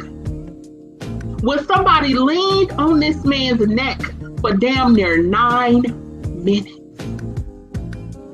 But your concern is Target. They took some stuff out of Target. Oh my God. But also, I peeped how, with all of the violence that happened during those George Floyd protests and how it spread throughout the country, and how there were white people vandalizing, looting, so many videos of it, pulling out machetes, pulling out damn crossbows. She put nothing of that up. Driving trucks into protesters. She put none of that up. But she had a few second clip of some Black people taking stuff out of a Target. They didn't kill nobody. They didn't beat up anybody. But they're the problem, right? They're the problem.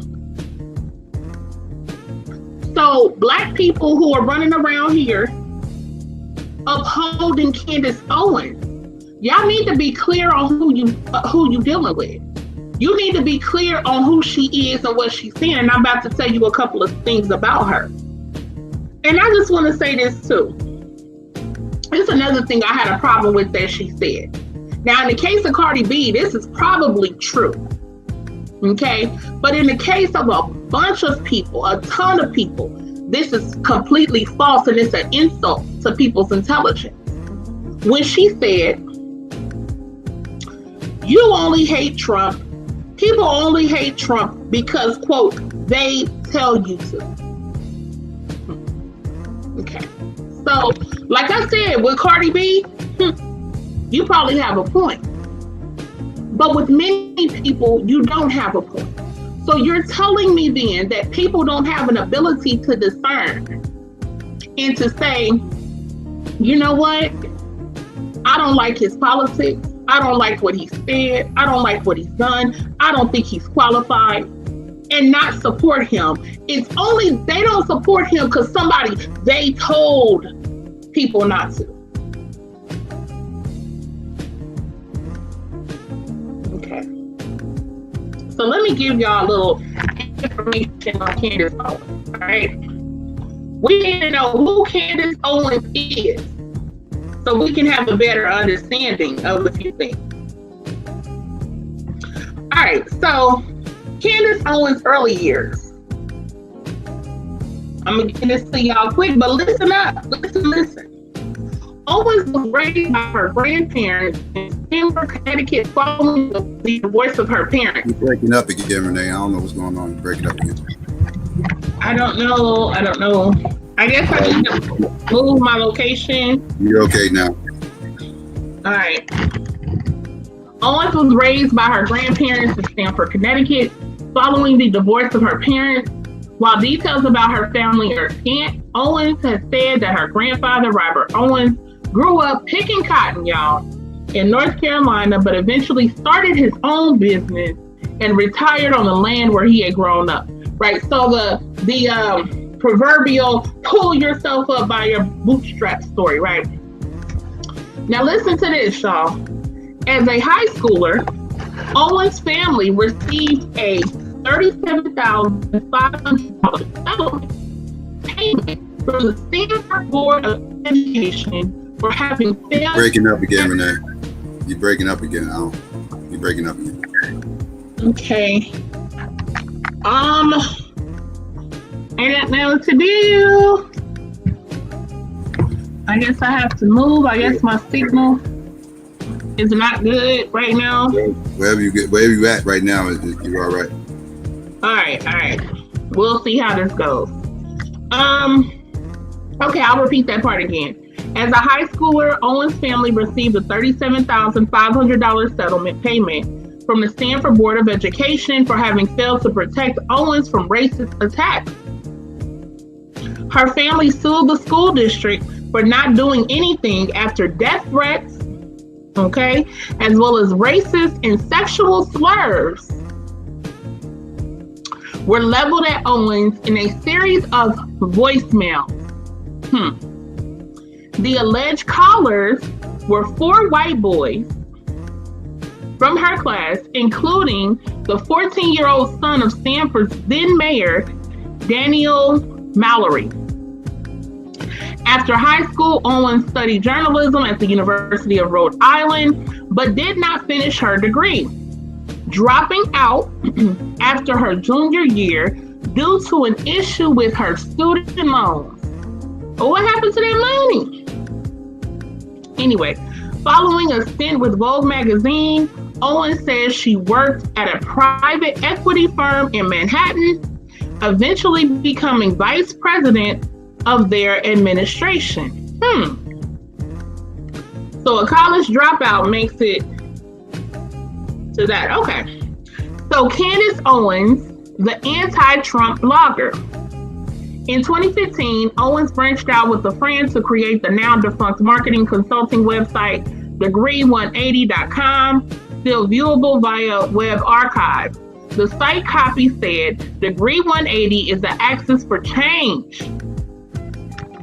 We are a creative agency that is in step with the shifting consciousness of today's world.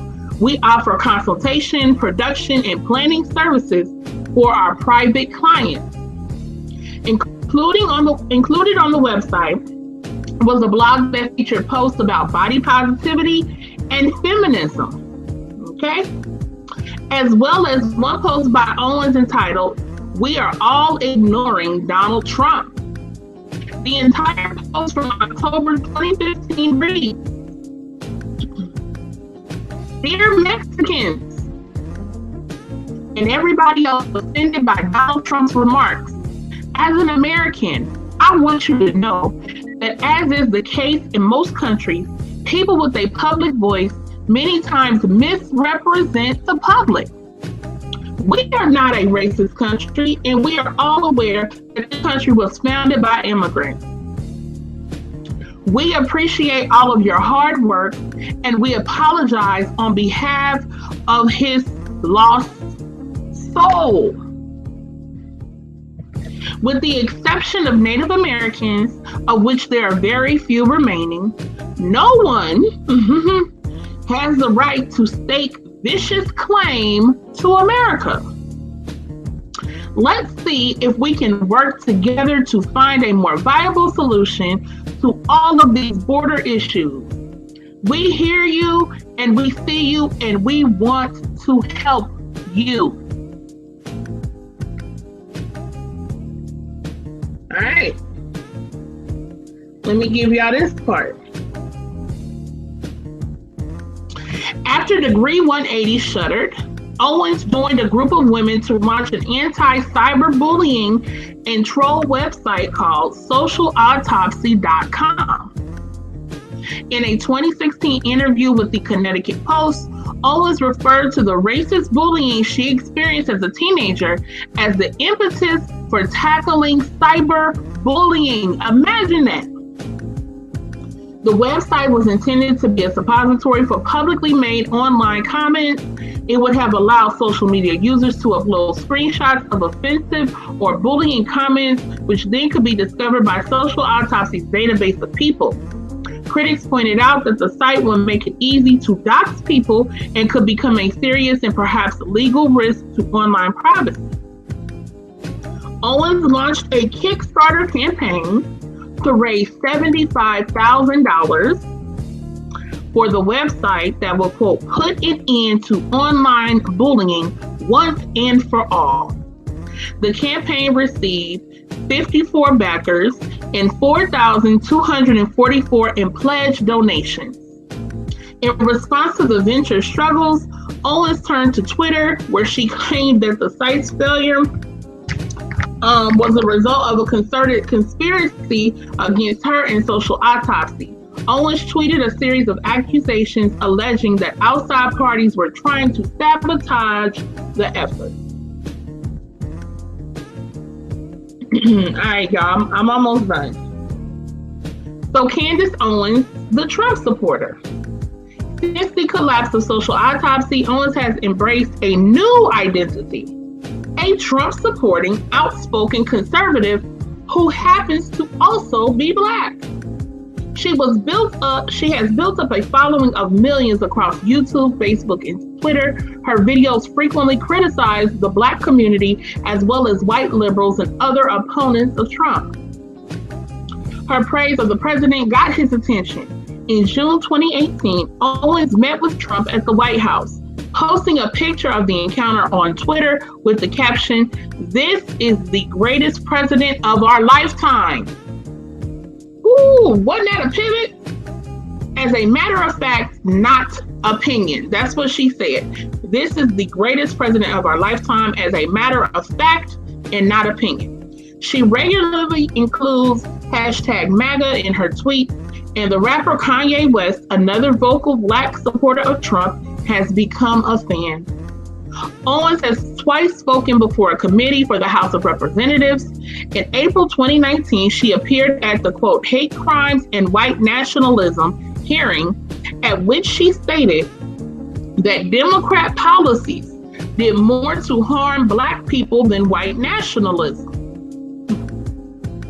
In September 2019, she returned to the House to speak at the Confronting White Supremacy hearing. There, she reiterated her criticism of Democrats, saying Black Americans are basically used as props by the party. Now, I just wanted to point those couple of things out because I find that very, very interesting. So, if y'all remember when she was responding to Cardi B in her Instagram Live, she said, well, I don't have a problem with, musicians or whatnot, or rappers speaking about politics as long as what they're sincere, right? So then you have to question her sincerity because she just in 2015 was talking against Trump. She was just in 2015 saying that he doesn't speak for the people, right? In 2015, she said Trump was a lost soul. This is while he was running for president, okay? Now, why is it that after he actually won for president, okay, and after her other little website thing she was trying to do, anti-bullying, which had an element of addressing racist bullying online, why then after that failed, and she couldn't raise the money and other issues were going on, and then Trump won the presidency, why did she pivot? How all of a sudden did she become this Trump supporter? She was just talking to Mexicans saying, hey, we're with you, we care about you, and we think there should be something else done at the border, right? Basically saying that all of this stuff that Trump was talking at that time while he was running for president about build the wall, basically saying he does not speak for us. We don't want that. We want to help you. We want to work with you. Well, now she's a proponent of the wall. She supports the wall. Now she shifted on what her narrative once was. In fact, she downplays racism, right? While she received $37,500 because of racism. Because of racist voicemails that she got. When she would likely tell Black people today, oh, it's just the voicemail.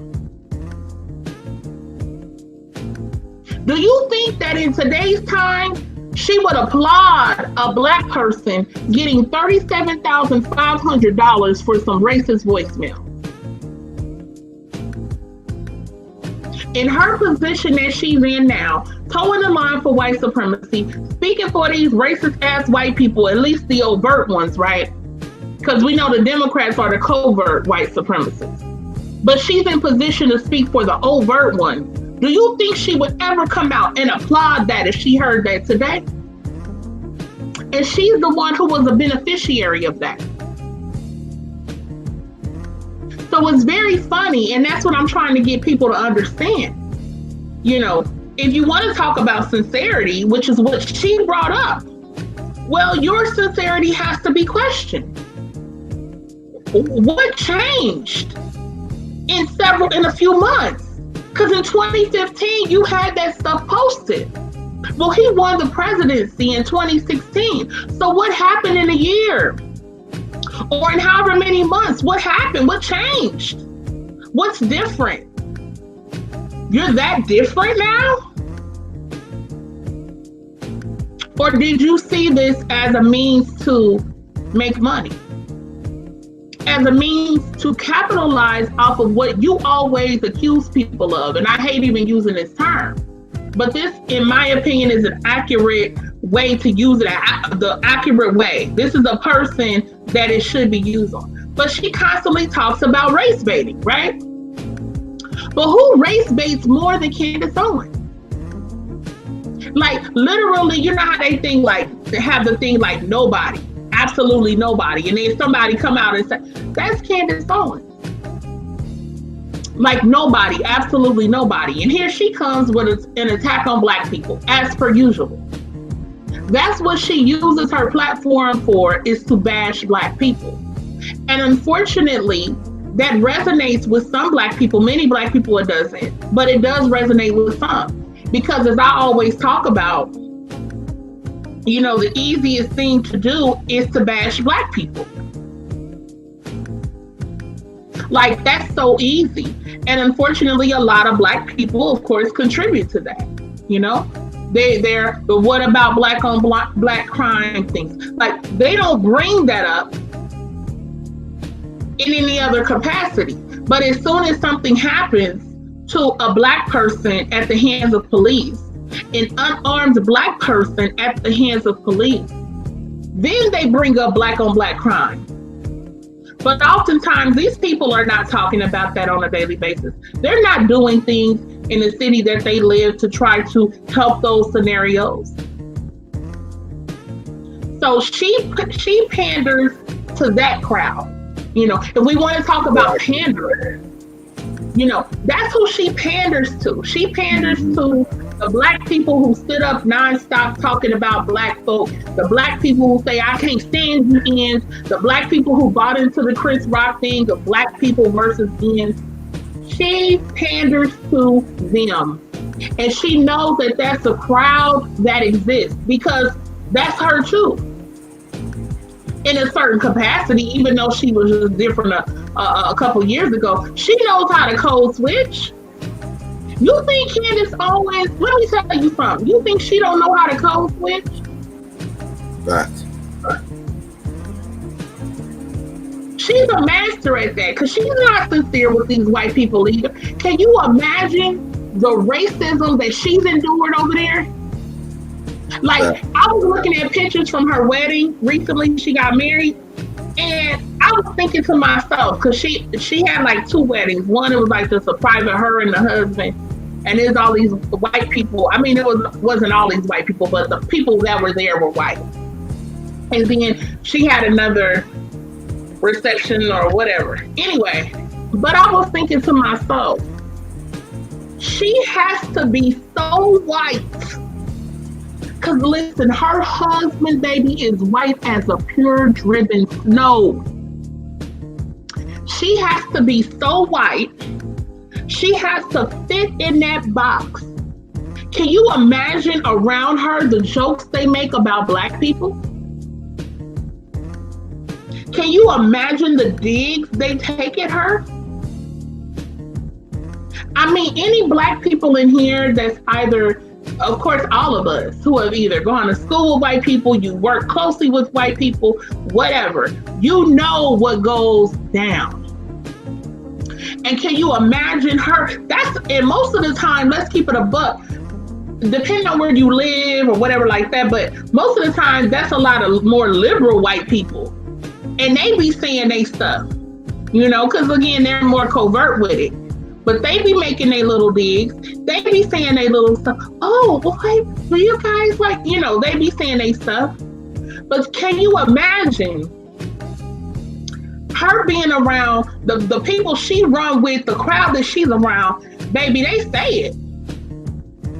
And because she talks so much on Black people, they probably have no problem going full throttle. They ain't holding back. And she sits there and she takes it.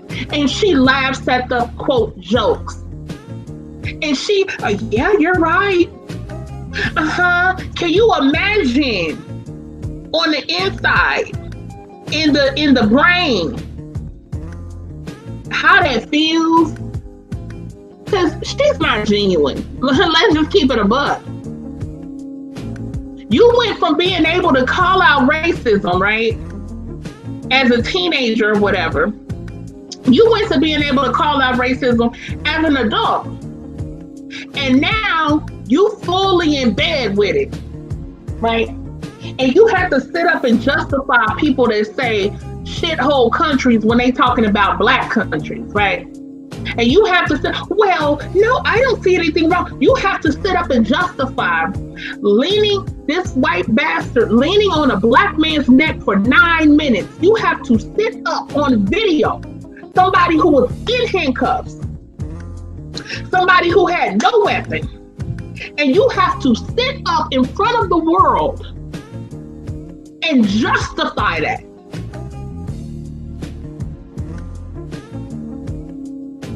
Imagine, imagine what that's like. And you got black folk cheering her on out here. Just like you got black folk cheering on this fool Cardi B. Like, my thing is, and I'm gonna pass the mic to Psycho, or we gonna just talk it out. But my thing is, when are black people going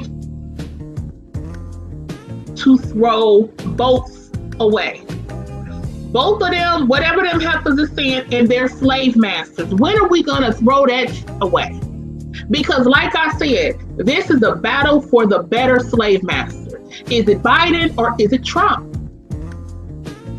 Because as many Democratic presidents as we have had, why aren't black people in a better position? If it is so, right? Like, we have to ask these questions. If it is so that the Democrats have the best interest for black people at heart, why then are black people not in a better position? If you go back to the 90s, you had Bill Clinton. I know we had Bush in there, but then we had Obama in there for 8 years, right? We had him for 2 terms. Clinton was 2 terms. Like, even within those presidents, right? Within those 8 years here and 8 years there, why haven't black people really improved? Because black wealth was actually lost under Obama. Like, so if the Democrats have our best interest, why aren't we doing better collectively? And lastly, if the Republicans have our best interest, because as you notice, she always says, well, leave the Democratic plantation. And the implication there is to come to the Republican plantation. See, she never says get off the plantation. She always says leaving the Democratic plantation. Pay attention to that. Because she's basically still saying, well, you're going to be on a plantation. You just won't be on that one.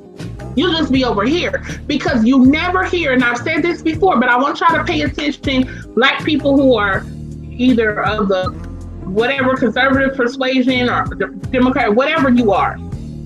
But why do you never hear black conservatives ever? I will give it to black Democrats. I hear them ask more questions, but they don't get anything. But why do you never hear black conservatives ask for anything? Why do they never talk about policies? They might support the Republicans, but here are the policies they need to include for black people.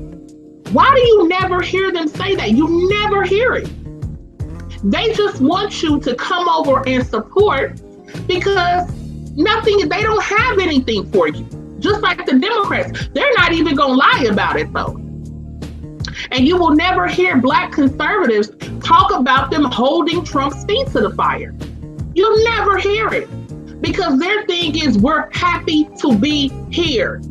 We're happy to be here, Master Trump. We over here on your plantation now. We're not going to ask you for nothing. We're not going to require anything from you. We're not going to address your policies. We're not going to show how they're actually harmful for black people. We're not going to call you on putting a white power video out. We're not going to do any of that. We are just happy to be here to serve you. Right.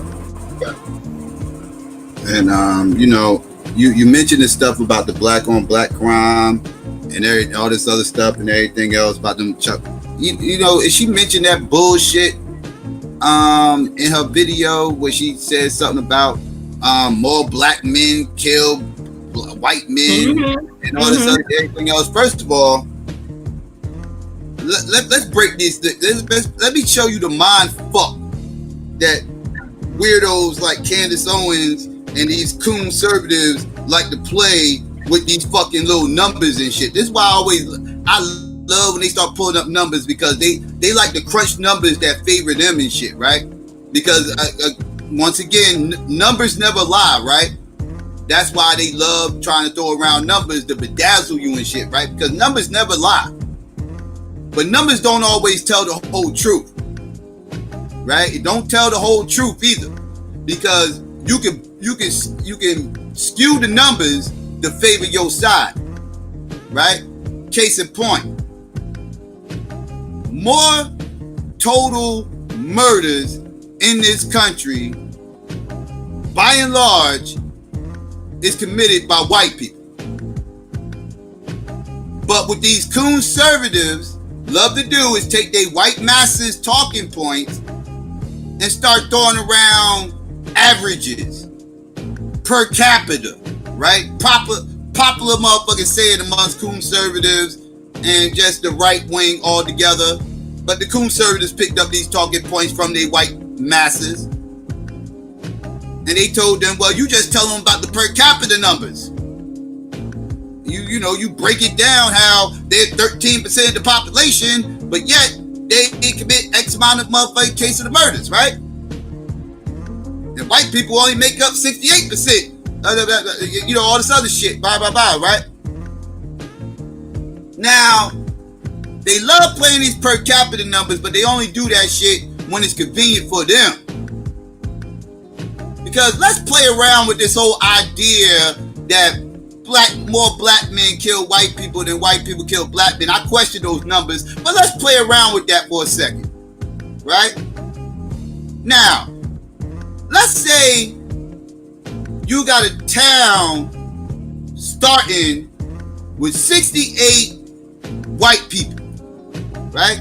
There's 68 white people in this small town, right? I go in there and I kill 8 of those motherfuckers. Boom, kill 8 of them, right? And then I run back to my town that I'm trying to start, small town, and we only got 13 people there. They come in and they kill 5 motherfuckers, right? Now, I killed more motherfucking white people than they killed black people. I killed 8, they killed 5. But whose community was damaged more in that process? Because they still got 60 white people in their small town after I killed the 8. But after they killed the 5 out the 13 in my town, I am only left with 8 motherfuckers. Whose community is more damaged when you crunch it down per capita? See, when you break down these per capita numbers, y'all very exclusive when y'all do this shit. This is why you gotta be careful when these fuckers start throwing numbers out at you and statistics. You gotta understand what these weirdos are saying and the mind fucks that they're trying to do to you. Because these per capita averages y'all like to throw out there, these shits go both ways. So don't use the total numbers when it suits you. That's what you conservatives love to fucking do.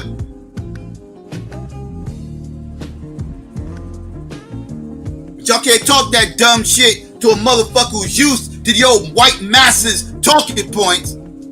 I done debunked your white masses talking points to your massa. I done spent hours upon hours daily arguing with these white supremacists and they little statistics. So when you conservatives come at me with that shit, I look at y'all like, I just shake my head like, y'all really are your masses' sons, aren't you? Y'all really are. Listen to y'all. Ain't that cute? Ain't that cute? I done took these white supremacist arguments and try to present these shits as some kind of thinking black man bullshit. Ain't that's cute? That's cute. That's adorable. Too bad that fuck shit ain't gonna fly with me. Because I done debunked your daddy already. I done debunked your daddy already. With his bullshit.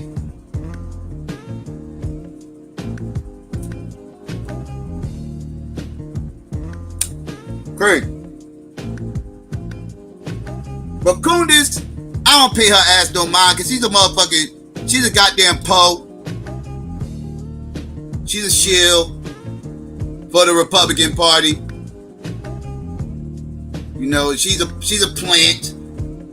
She's here to cause confusion, pander to the motherfuckers out there who are just, you know, anti-left and try to convince them with fear tactics that they have no other choice but to leave the plantation and jump over there and try to call that some kind of free thought, which is hilarious to me. But that's her goal. Try to cause as much confusion as possible. She just has right-wing talking points. A lot of that shit ain't even based on nothing. She never throws out policies to black people that they need to support coming from the fucking right. Just a lot of anti-left babble, like most conservatives. Most conservatives just hit you with anti-left talk, right? They beat you to death with a bunch of anti-left shit. Well, the left is this, and the left support gays and immigration and this, and the left is abortion, and the left is this, and the left. It's just a bunch of anti-left talk, which a lot of it I agree with. But again, you're not selling me on your party. Motherfuckers always hit me with the anti-right talk, or I get the anti-left talk. Okay, I agree with all that shit. Both parties are shit. I agree, both of y'all are right in y'all assessments about the other party. Both of y'all are correct. But neither one of you motherfuckers is telling me why I should vote for one of these motherfuckers. It's insane. The mindset that you motherfuckers have is so warped. And again, y'all don't know how to play the game. Y'all do not know how to play the fucking game.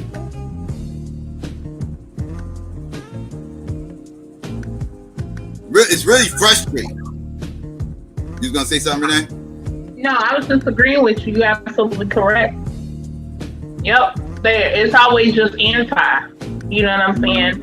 It's just anti-left, like you said, which we agree with. But okay, so you know what I'm saying? Well, what do y'all have to offer? Right. And then they come with these, you know, little trick bags and stuff about oh, he let this many people out of prison. Okay, so let's address that.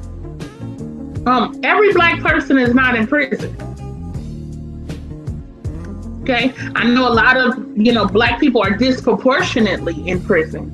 I think prison reform, which is not what he's done, but I think prison reform is absolutely important. But okay, so all the other black people that are not in prison, okay, now what? Talk to me about that. Because even if you want to mention whatever the First Step Act, that was bipartisan though.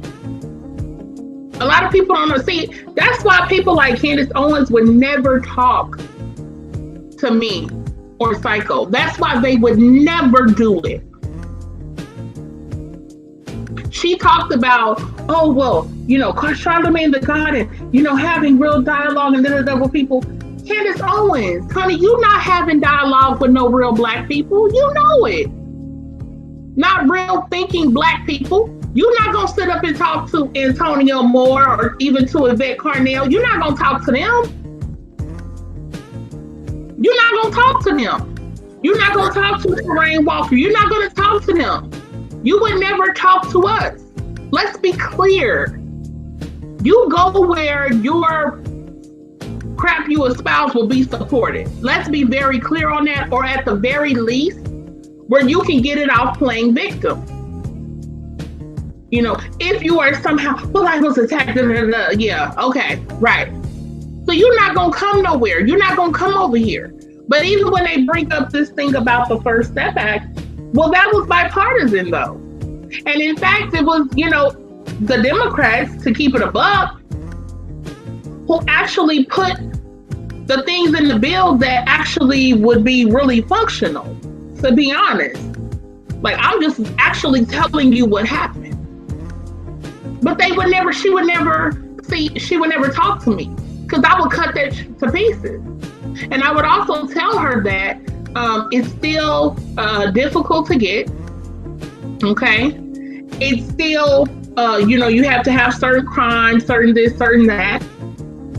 And let's also be clear, most of the people who were being released already did way more time than they should have. Like, people don't even know that. They release people who should have been out. So what are you really doing? Oh, we brought them home to have Christmas or holiday with their family. And then let me also say that there were also some inmates who were eligible for it who actually denied it. And that was because you would still be basically essentially on parole. You still have to do all the things with that. And some of them rather finish out their sentences, because many of them only had a small amount of time left anyway. They rather finish out their sentence and be completely off of paper when they're released. So that's a trick bag, because we know that when a lot of people are released, you know, and they're on parole, recidivism is high, because a lot of people don't have a stable place, they don't have income and things of that nature.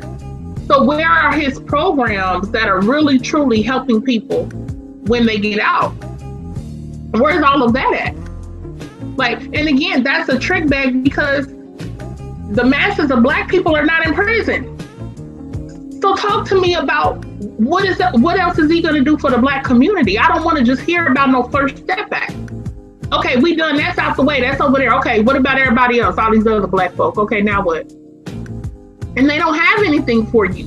They throw that out there like that's supposed to, oh, he was letting some Black people out of prison. And they use that Black lady with the Kim Kardashian thing. Now, you know, I don't want to say too much against that, because I understand that the woman, her name is Alice Johnson. I understand that, first of all, like in her case, she never should have been in prison. She should have even had probation if that was the case. She did not sell any drugs. She did not kill anybody. She did not hurt anybody. She merely took phone call from here to there. And this woman went down behind that. Okay. So then here comes Trump. You know, now this woman is 60-some years old after what she did 20 years or whatever in prison. And now he's the hero. He's the white savior, right? And I understand that for that lady, you know, being able to get out sooner than she would have gotten out, because I don't even know how long the sentence would have been, but she already did, she did an exorbitant amount of time. But I understand that you want to get out. You want to see your grandchildren. You want to try to have some type of life left, you know? So I can't, you know, hate on that lady for, I'm not, you know, I understand that, you know, and I understand her family and things like that wanting her out. I get it. But also they used the lady, you know, because they had her at I think she was at the Republican convention or whatever. And she kind of has to do that, you know? You kind of have to do that if you got out and he signed for you to be released or whatever, and now you're out and you can be with your family and Kim Kardashian and da-da-da-da-da-da-da. But you kind of have to be there. So, you know, I can understand it. You know, I'm not in her position, so I couldn't. But still, I'm just saying they use these people, you know. So they use that lady to act as if Trump cares about Black people. I mean, it's disgusting. And the Democrats do the same thing. They will use some case of, oh, this woman and her children, because they pander mainly to Black women, let's be clear. this woman and her children, da da da da, and so Democrat or so Joe Biden did blah blah blah, right? And they use, these little stories and whatnot to try to say, hey, I'm for Black people. I'm out here helping, these Black people. And it's all the same BS. It's all the same. We did a show, I think it was a year ago now, about it was literally called Whose Slave Master is Better. And one side of the thumbnail was red, one side was blue. One had the donkey, one had the elephant. And it's like, okay, so whose master is better? Because we still in the same conditions, Black people. And again, I've had back and forth with people who are like, oh, you're, hurting Black people because this is going to help Trump. But at a certain point, like, when is enough enough, At what point is it important to say that, you know what, this might hurt a little more? Because to keep it a buck, the Democrats do have more programs like social programs and stuff like that for quote unquote poor people or people who are lower income, whatever. It's not for Black people. That's for white people too. Let's keep it a buck. But they have certain policies that are economically, more beneficial, if you will, because a lot of the Republican policies are more for rich people. A lot of their policies are for people who already have existing wealth.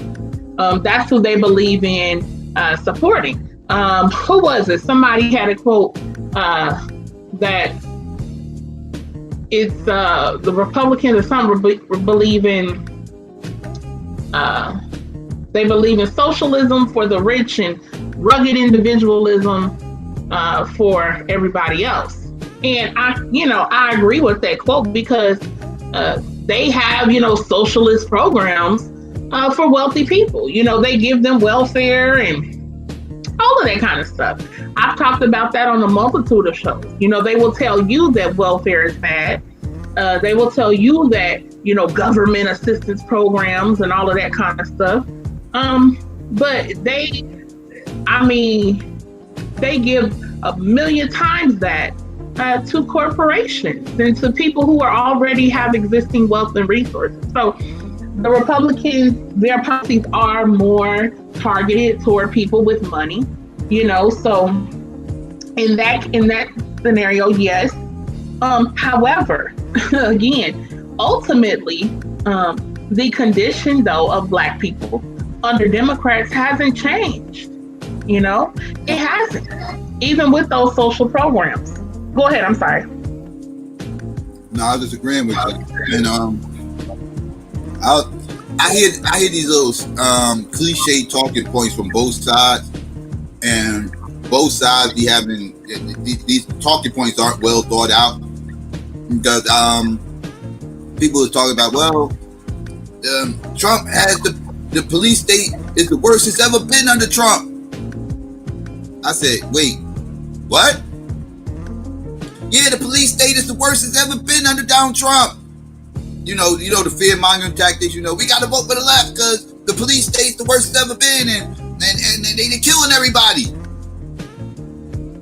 So I had to start reminding motherfuckers, I had to mention, Mike Brown, Tamir Rice, Philando Castile, Sandra Bland, what's the old girl, the Moore chick with the house, when she they was asking to come out the house. I keep forgetting her name. Oh, you ain't even there. Walter Scott. I had to mention all these names, right? Fred Gray. All these motherfucking names I just mentioned did not happen when Trump was in office. All these names I just mentioned happened prior to Donald Trump even running for office. He wasn't even up for presidential candidate when all this Kareem shit was going on. Kareem Gaines. Kareem Sorry, Gaines. I was typing in the chat. Yeah. Yeah, Kareem Gaines. I mean, all these motherfuckers died during the Obama administration. So my question to you motherfuckers who love talking this wild ass shit, you fear mongers out here. What evidence do you have that these white supremacists are going to get some act right if Donald Trump gets out of office and Biden ends up there? What evidence do you have that these white supremacist race soldiers out here is going to somehow get some act right? Because history will tell you that y'all motherfuckers are weirdos. As a matter of fact, I will predict if Biden wins, these white supremacists are going to act up even more. I mean, think about it. They was acting the fuck up all during Obama's administration, his 8 years. They was pissed. You had tea parties talking about seceding from the fucking union. Motherfuckers was going ham every day. Obama. Alex Jones' platform skyrocketed off of motherfucking anti-Obama rhetoric. White supremacist websites like 4chan and Rhetoric exploded during the fucking Obama administration. These racists was acting a damn fool. How do you motherfuckers think Donald Trump ended up in office to begin with? It's because they felt like their culture and the Aryan race was under attack. And they promoted the fuck out of that rhetoric. To the point where they worked up enough motherfucking support, they garnered up enough support to where they ended up getting Donald Trump to run for fucking president, and guess what? He actually won!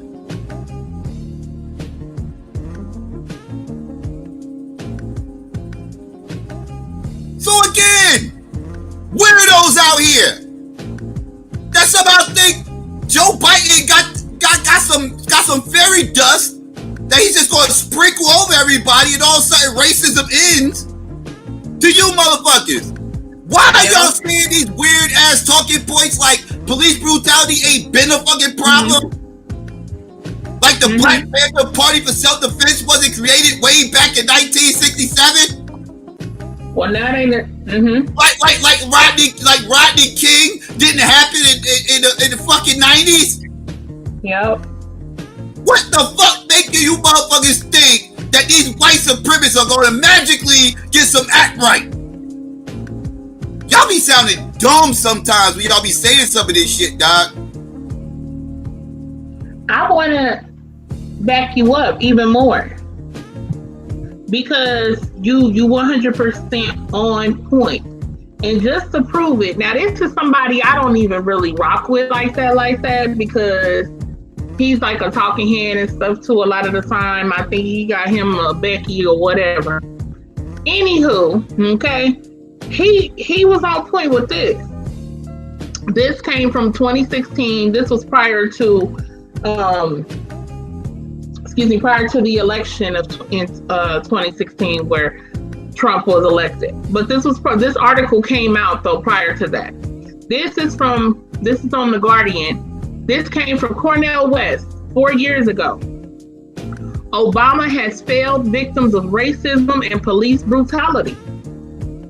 He wrote an article on it. He said, a long and deep legacy of white supremacy has always arrested, and he drops facts in here, y'all.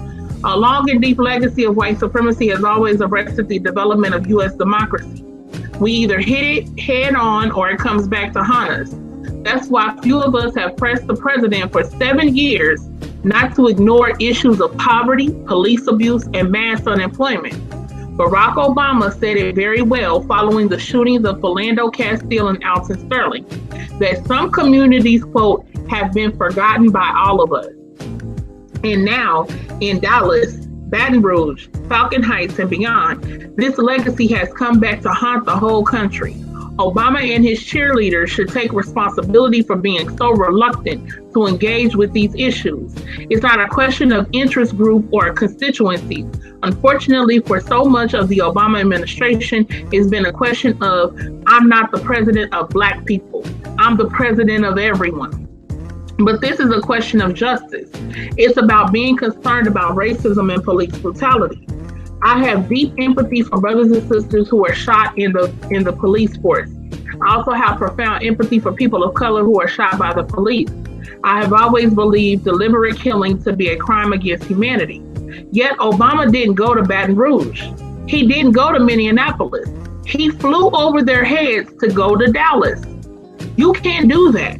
His fundamental concern was to speak to the police. That was his priority. Sidebar, y'all remember what happened with Michael Johnson. So he didn't go to none of the places, I'm gonna finish, but he didn't go to none of the places where Black people had been being killed by police. He went to the place when the police got jacked up, then he went down there to speak to them. His fundamental concern was to speak to the police. That was his priority.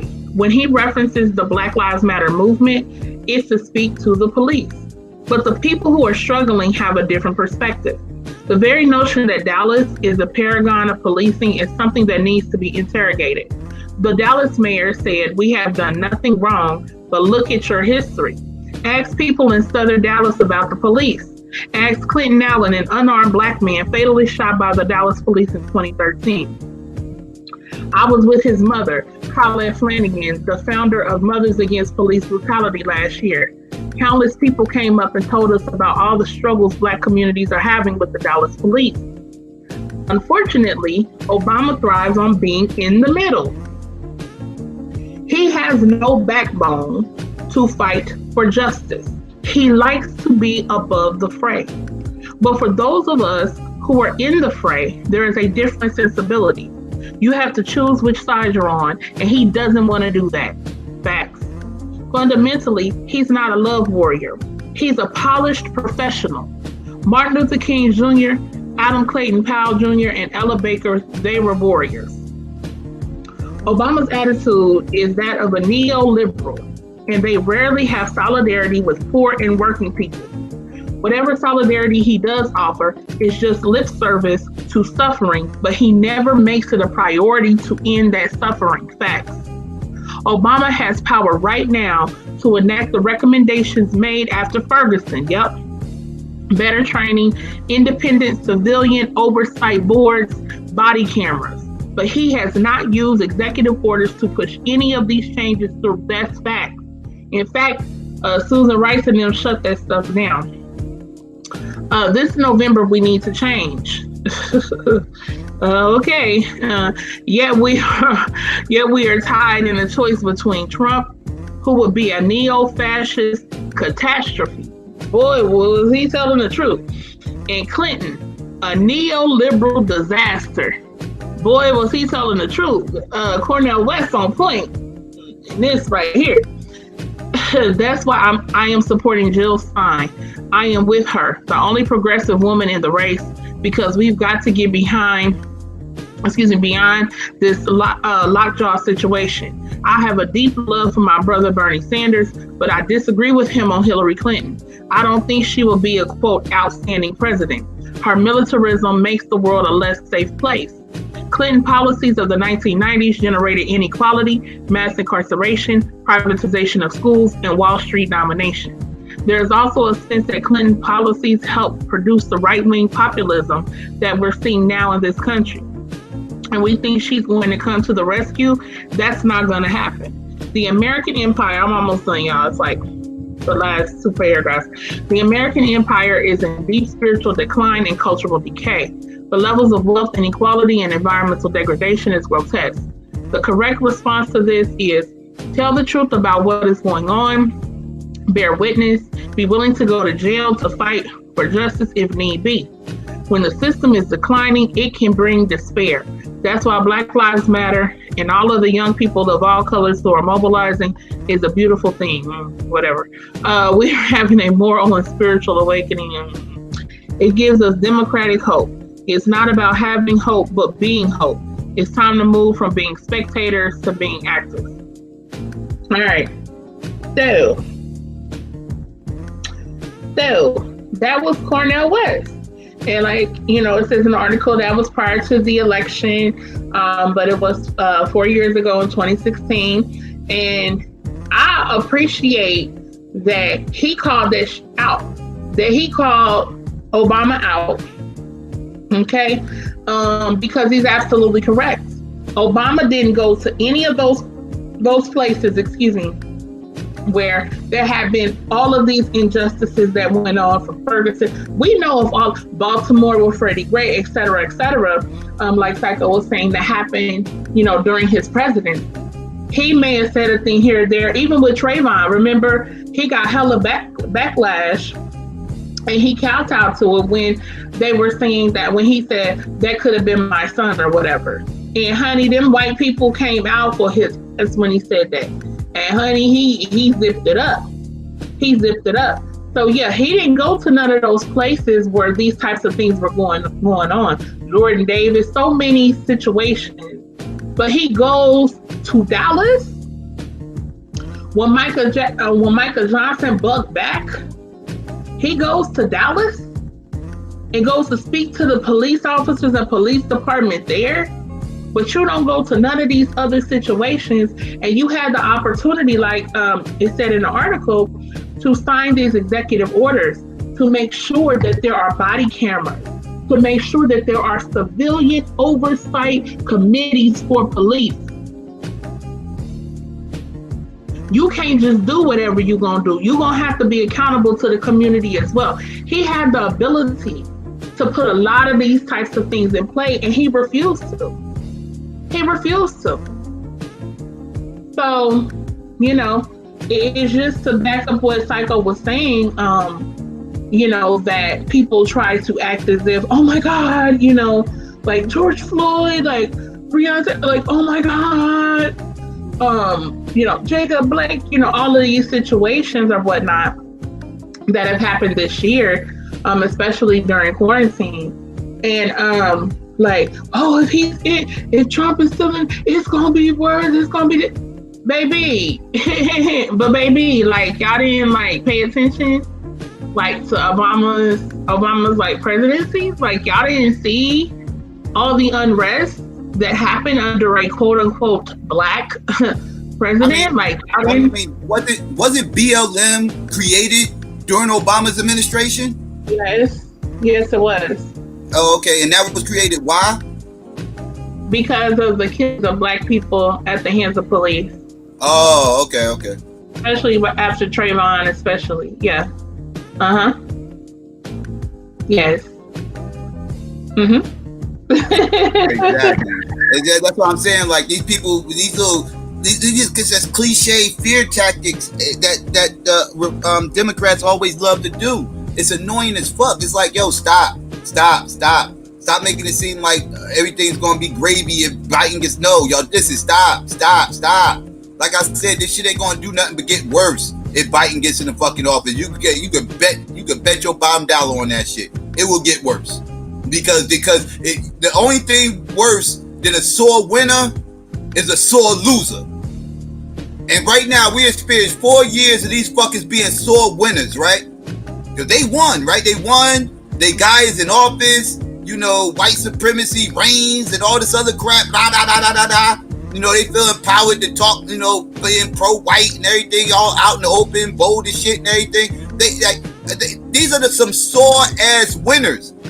They winners and they still mad. Just mad as fuck, and they won.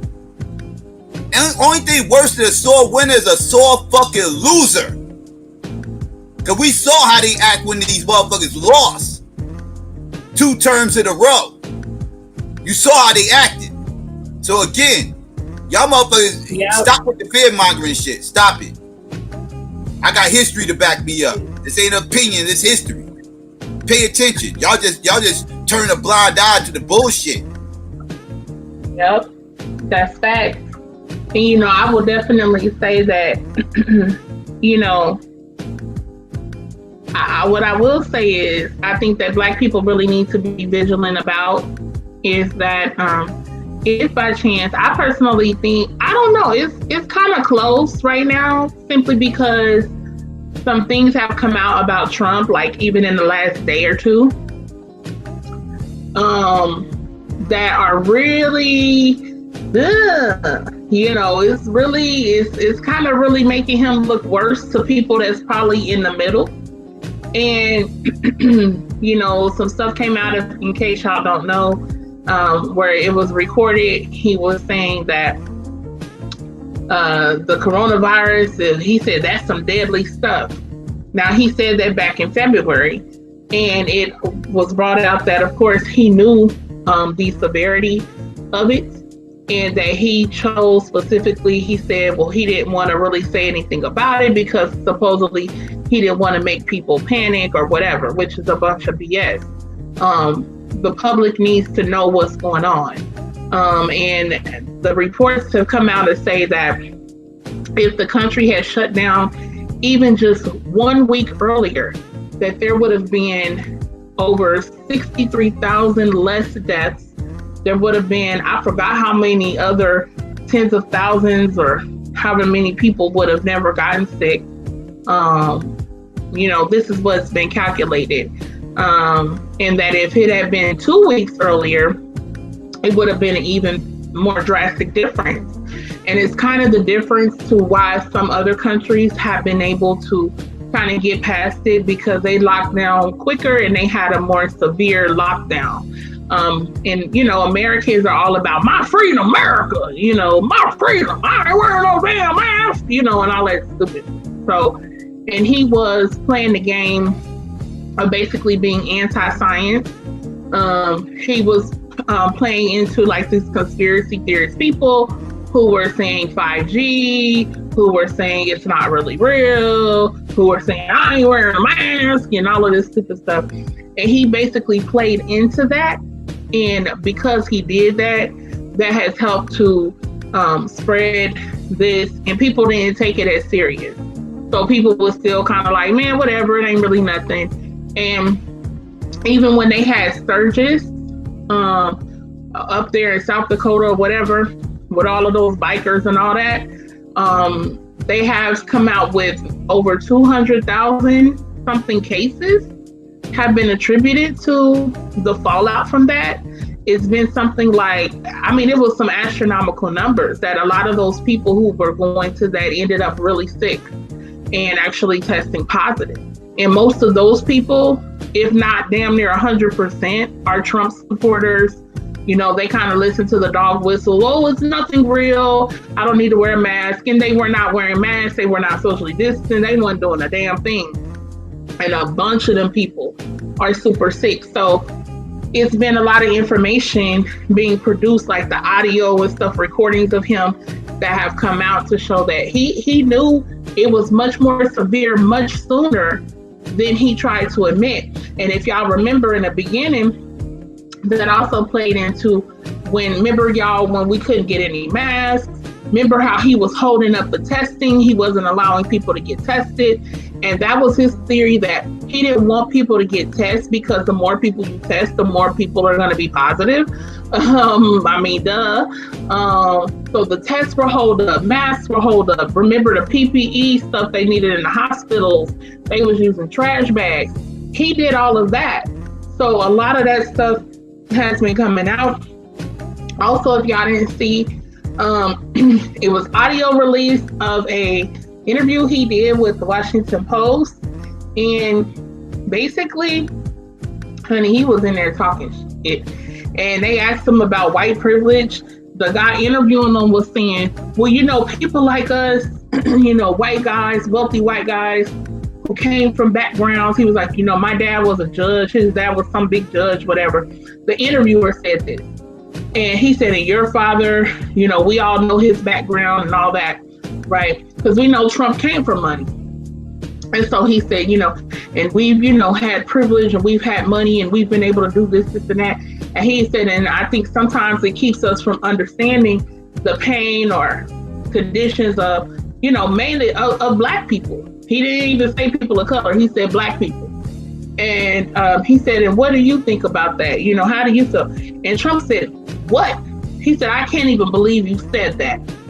He said, no, I don't feel like that at all. Like, he was, hey, listen. He was like, hell no, I ain't got no white privilege. I ain't about to give a damn. I ain't about to speak to none of that. I don't give a damn. It ain't nothing nobody wouldn't expect, but it's been more of the conversation and more of the stuff put out there that he said today is like breaking news. Then some other stuff came out that he told the Homeland Security people to like downplay Russia, and it was like a whistleblower thing, which is a threat to the security of the country. Like, he actually, like, y'all, it was a bunch of stuff about him that came out today. But at the end of the day, the people, it's only going to affect the people that's on the fence. Because the people that support Trump, they don't give a damn. Do you hear me? They don't care. I've only seen, Ain't that the truth? They don't give a fuck. They don't give a fuck. I only seen, like, it's only when devastation, because what I did see was a few people that ended up getting coronavirus that were Trump supporters, and some of them got really sick, and then this one lady, her father died. And her father told her, she said he was a big Trump supporter. Trump could do no wrong. He was all about Fox News. He didn't give a damn. Rush Limbaugh, all that stuff. And her father, he turned. When he got sick, he ended up in the hospital, and he did end up passing away. And she was also, I believe, a Trump supporter. And when he was like, I didn't think it was real. He said the president act like it wasn't really nothing, you know, because people were picking up on his dog whistles, because a lot of his supporters would say, Trump never wears a mask. See, he's letting us know it's not even real. It's not even anything. And what happened is these people bought into that, and they either ended up extremely ill in the hospital, or their family member, you know, the people died. And their family members were talking about, like, they were Trump supporters. They didn't think it was even really a virus, and they ended up dead. And so, you know, they were pissed at Trump. And I'm like, yeah, but y'all got to also use your own brain. But they're pissed at Trump and stuff like that. So it's a lot of, you know, because like I said, people who are really for Trump, they don't give a damn. Like, unless they really get real sick, or they lose a family member, they might kind of switch up like those people. But other than that, like, if they don't personally get it or whatever like that, or even sometimes if they recover, like, they'll be like, well, you know, they'll make excuses for them. And Trump literally said, I can go in the middle of Times Square. He said this, either it was right after he was elected or right before. He said, y'all can tell me if y'all remember exactly when. But I remember he said, it's a famous quote. He said, I can go in the middle of Times Square with a gun and shoot somebody and not lose one vote. He said, and not lose one vote. Do you hear me? He said this way back when. He said I could go in the middle of Times Square with a gun, shoot somebody, and not lose one vote. And that's real. And that's real. And that's fact. And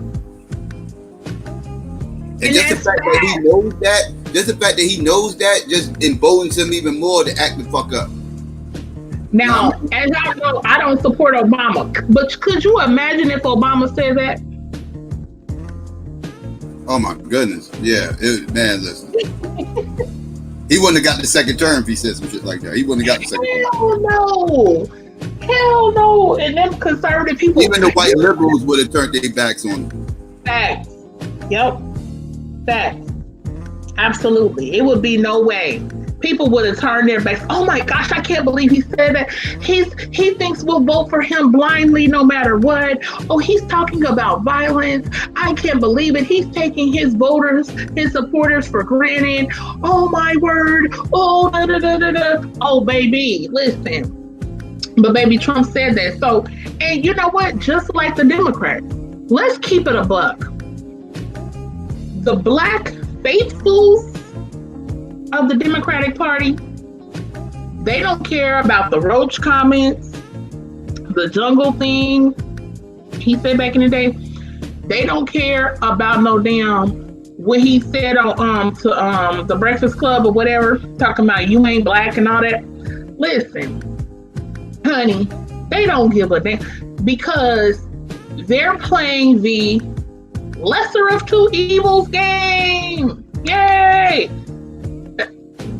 That's what they're playing. So essentially, Biden can pretty much say whatever. You know, if he says something super extreme, you know, then they might push back.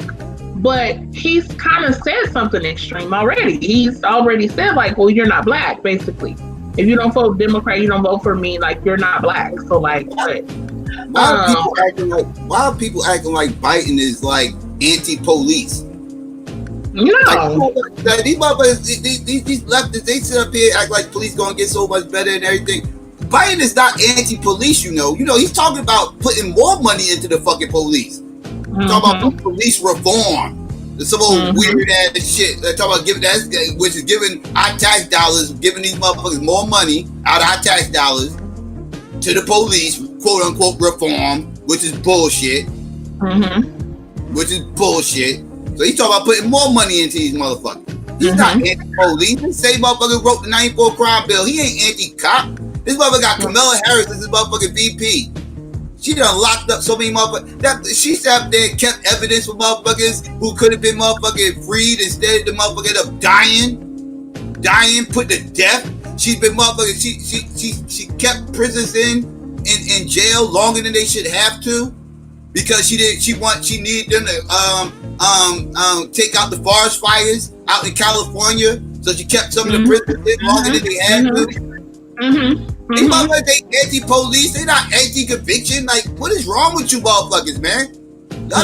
Y'all weird, yo. Y'all get so caught up with this programming that Trump's the worst person on the planet. Trump's just one of the worst people on the fucking planet. Biden is also one of them. Do not get it fucked up. They cut from the same cloth. They cut from the same fucking cloth. Do not get it twisted. And I just sidebar based on something Psycho just said. This is what's going on right now. In case y'all didn't know, like the wildfires are popping. Okay, the wildfires are popping out in California and Washington State. I think 2 other states as well on the West Coast. And like Psycho said, in California particularly, a lot of the firefighters out there are actually people who are incarcerated.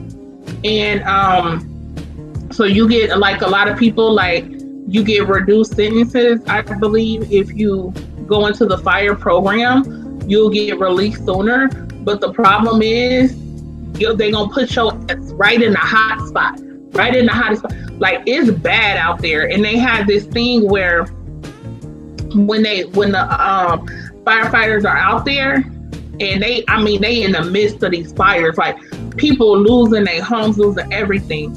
And the firefighters, the only defense that they have when the fires are so bad, they have these bags. It's like a body bag. It's literally like a body bag. And they show them like laying out with the body bag. It's crazy, y'all. But it's a lot of black people out there fighting them fires too, just so y'all know, that's been incarcerated and stuff like that, and they're currently, locked up. So they use them out there. What Psycho was saying about Kamala Harris, she wanted to keep, people in there and stuff, because that's how they use them. But I wanted to say too, one of the problems with this whole thing, we talk about Cardi B and Candace Owens and when we talk about a lot of these people, is that money talks. And one of the issues with a capitalist system is that basically anybody can be bought. So as I was breaking down earlier about Candace Owens, you have this woman that people think is so eloquent and so well-spoken and articulate, who's using that ability to speak for the purposes of upholding white supremacy. And clearly that's because there is a price tag attached to it. You know, how does somebody who, you know, was trying to fundraise money and do all of this stuff, how was she in a position to offer Cardi B $250,000 to sit down with her? Well, first of all, that's not her money. Let's be very clear on that. Okay? That's Massa and them backing her that will be willing to put that type of money up because they're trying to snipe off black votes for the Democrats, and they're trying to get black people to their plantation. So her going at Cardi B, and the reason why they would want her to sit down with Cardi B is because the same reason why what everybody's saying about it is that, oh, Cardi B is an idiot. She can't speak well, right? She's, you know, all of this stuff. And Candace Owens is well spoken. So imagine sitting down, having a debate with somebody who you feel like intellectually you're miles ahead of them. You can articulate yourself much better than that person, right? You're not going to be using certain vulgarities or certain slang and all that. You're going to look like the winner, right? You're going to look like you could beat them up because you're talking circles around them. You're talking circles around them. So that's why she wanted to sit down with Cardi B. See, she's not asking to sit down with Michelle Obama. And you know damn well Michelle Obama ain't gonna do it, you know.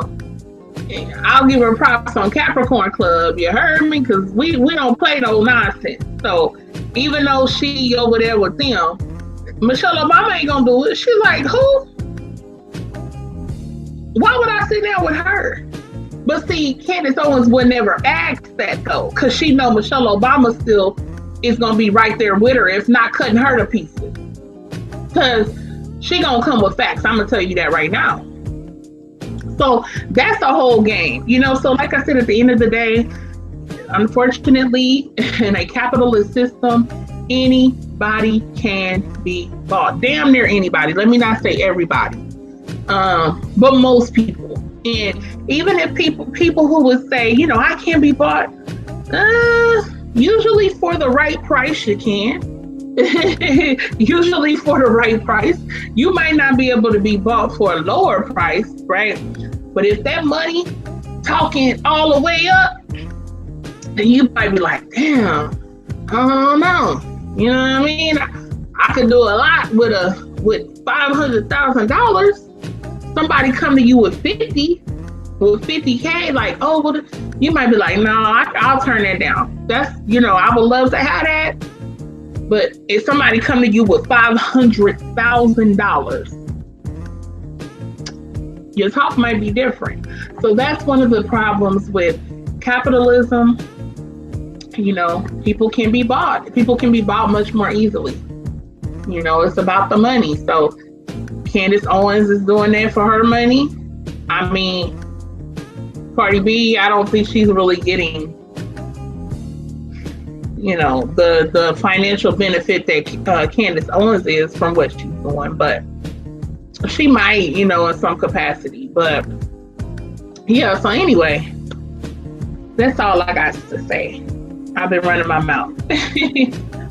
Yeah, we've been on for about 3 hours. So yeah, I guess we got everything pretty much in that we was trying to get in, right? Yeah, I think so, for sure.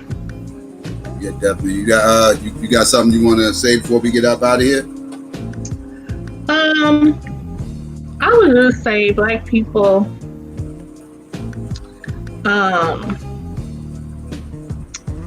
Y'all, I say this to y'all all the time. Do all your own thinking. There's a quote by Kwame Ture that the job of the conscious is to make the unconscious conscious. And my thing is that I always say is, when I say do all your own thinking, do all your own research and things like that. And, you don't have to believe, everything that we say or whatever, go do all your own knowledge on it. But, over here, we're trying to, really push for Black people. You know what I'm saying? We're not a platform that wants to bash and attack Black people. You got enough of that. You got all the Candace Owens of the world and all these other people. That's all they do is sit up every day and talk about Black people. We got our faults like any community, and we got all of our greatness as well. That's often not discussed and often not the focus. So, but anything, we just want to inspire y'all to kind of like do your own thinking, do your own research, put things together to you that make sense. And I always say, try to look deeper than just the superficial element. You hear somebody who's well-spoken, or you hear somebody who's not. Like I said earlier, people always go for style over substance. We got to go for substance over style, y'all. We got to be looking for substance for our people. And unfortunately, we don't see it in either party because there's not a true Black agenda. Reparations being one of the biggest, because one of our main issues is wealth disparity in this country. And I always say this, it took an act of government to help put Black people in the condition we're in. It will take an act of government to change that. That's just facts. So anyway, that's all I really have to say. Do all your own thinking, y'all. We trying to help some of y'all. And when I say conscious in that quote, I don't mean like the conscious community. I mean just being aware of what's happening. So anyway, thank y'all. I done talked enough. Love y'all. Appreciate y'all.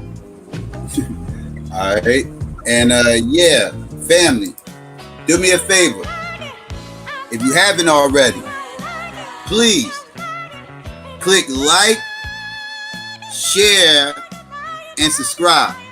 It's very important that you click like, let us get up in the algorithm. Also important that you share, let people know we over here, we breathing, and also to subscribe, so you can always stay on top of what we're doing over here. That's also very important. And if you do click the subscribe button, please do me a favor. Don't forget to click that notification bell. It's also very important that you click that notification bell so you can be notified whenever we do go live. All right, that's key. All right,